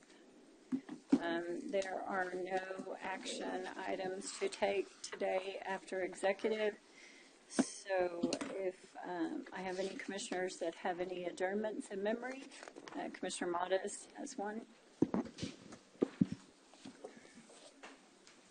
I'll share the passing of Isabel Dotson. She passed away on May 10th at the age of 102, surrounded by her family. She's important to myself and my family. We've known her our entire lives. We're members of the same church. She was my Sunday school teacher, and she was even for myself and for my wife Gina, and even for our daughter. But she knew best when Jonathan was getting ready to come up to her Sunday school class. She retired by then. That says a little bit about my son and her knowing him so well. But no, we're just so saddened. We're happy for her life. We're happy for the blessing of her life. She was a veteran. She served during World War II. And so she had an amazing legacy. Her family, her maiden name's Casaneda, and their family had a lot of history on this footprint near and around the courthouse and across the freeway now. And this was all just kind of one general land area that her family grew up and had a convenience store nearby, and so they were just very much a part of Corpus Christi in our legacy. And so I'm just sad that we're passing. Her funeral will be this visitation and funeral will be this Saturday at Kilson Memorial United Methodist Church, and the service will be held immediately after with the committal to Rose Hill Memorial Park, and a reception will be held afterwards. So my deepest condolences. This is really tough for her family and our family. We are like family to her. And so remember her today. 102 years is quite a blessing, and she was pretty strong up until the very end. So we're just thankful for that. So that's awesome. Are there any others? Yes, ma'am, I have Yes, one. go ahead. Yeah, and I don't have anything official prepared, but my wife's sister, my sister-in-law, Margaret Morris, passed away on Monday. Margaret was one of the most unique individuals I've ever met, and I know the judge knew her well too. And she enjoyed every minute of her life. She lived 85 long years. Anyway, she was married twice. She raised 4 daughters who all became successful in their own right, and did an excellent job at that. She was a small business owner for years. She and her late husband owned the only restaurant in Goliad, Texas for a number of years. And so it was a quite remarkable and unique life. But anyway, my wife is the youngest of 7 children, and Margaret was the oldest of those 7. So my wife is, of the 7, my wife is the only one left now. And so it's a sad day, a sad week for my wife especially. So anyway, I just wanted to pass that on and tell everybody what a special person she was. And she resided here in Corpus Christi for a number of years, and her and her late husband. And anyway, very special person, and we're all going to miss Margaret. Thank you. Absolutely, as will I. We went on many trips with Marmar. It was a great lady, lots of fun. Our deepest condolences to the Dodson and the Morris families, and Norma Pusley and your families, and yours as well, Commissioner Modis, being so close to the Dodson family. So if there are... Condolences and prayers, Commissioner. Absolutely. Thank you. No, thank you very much. Absolutely. If there is no other business, it is 3:26, and we are adjourned.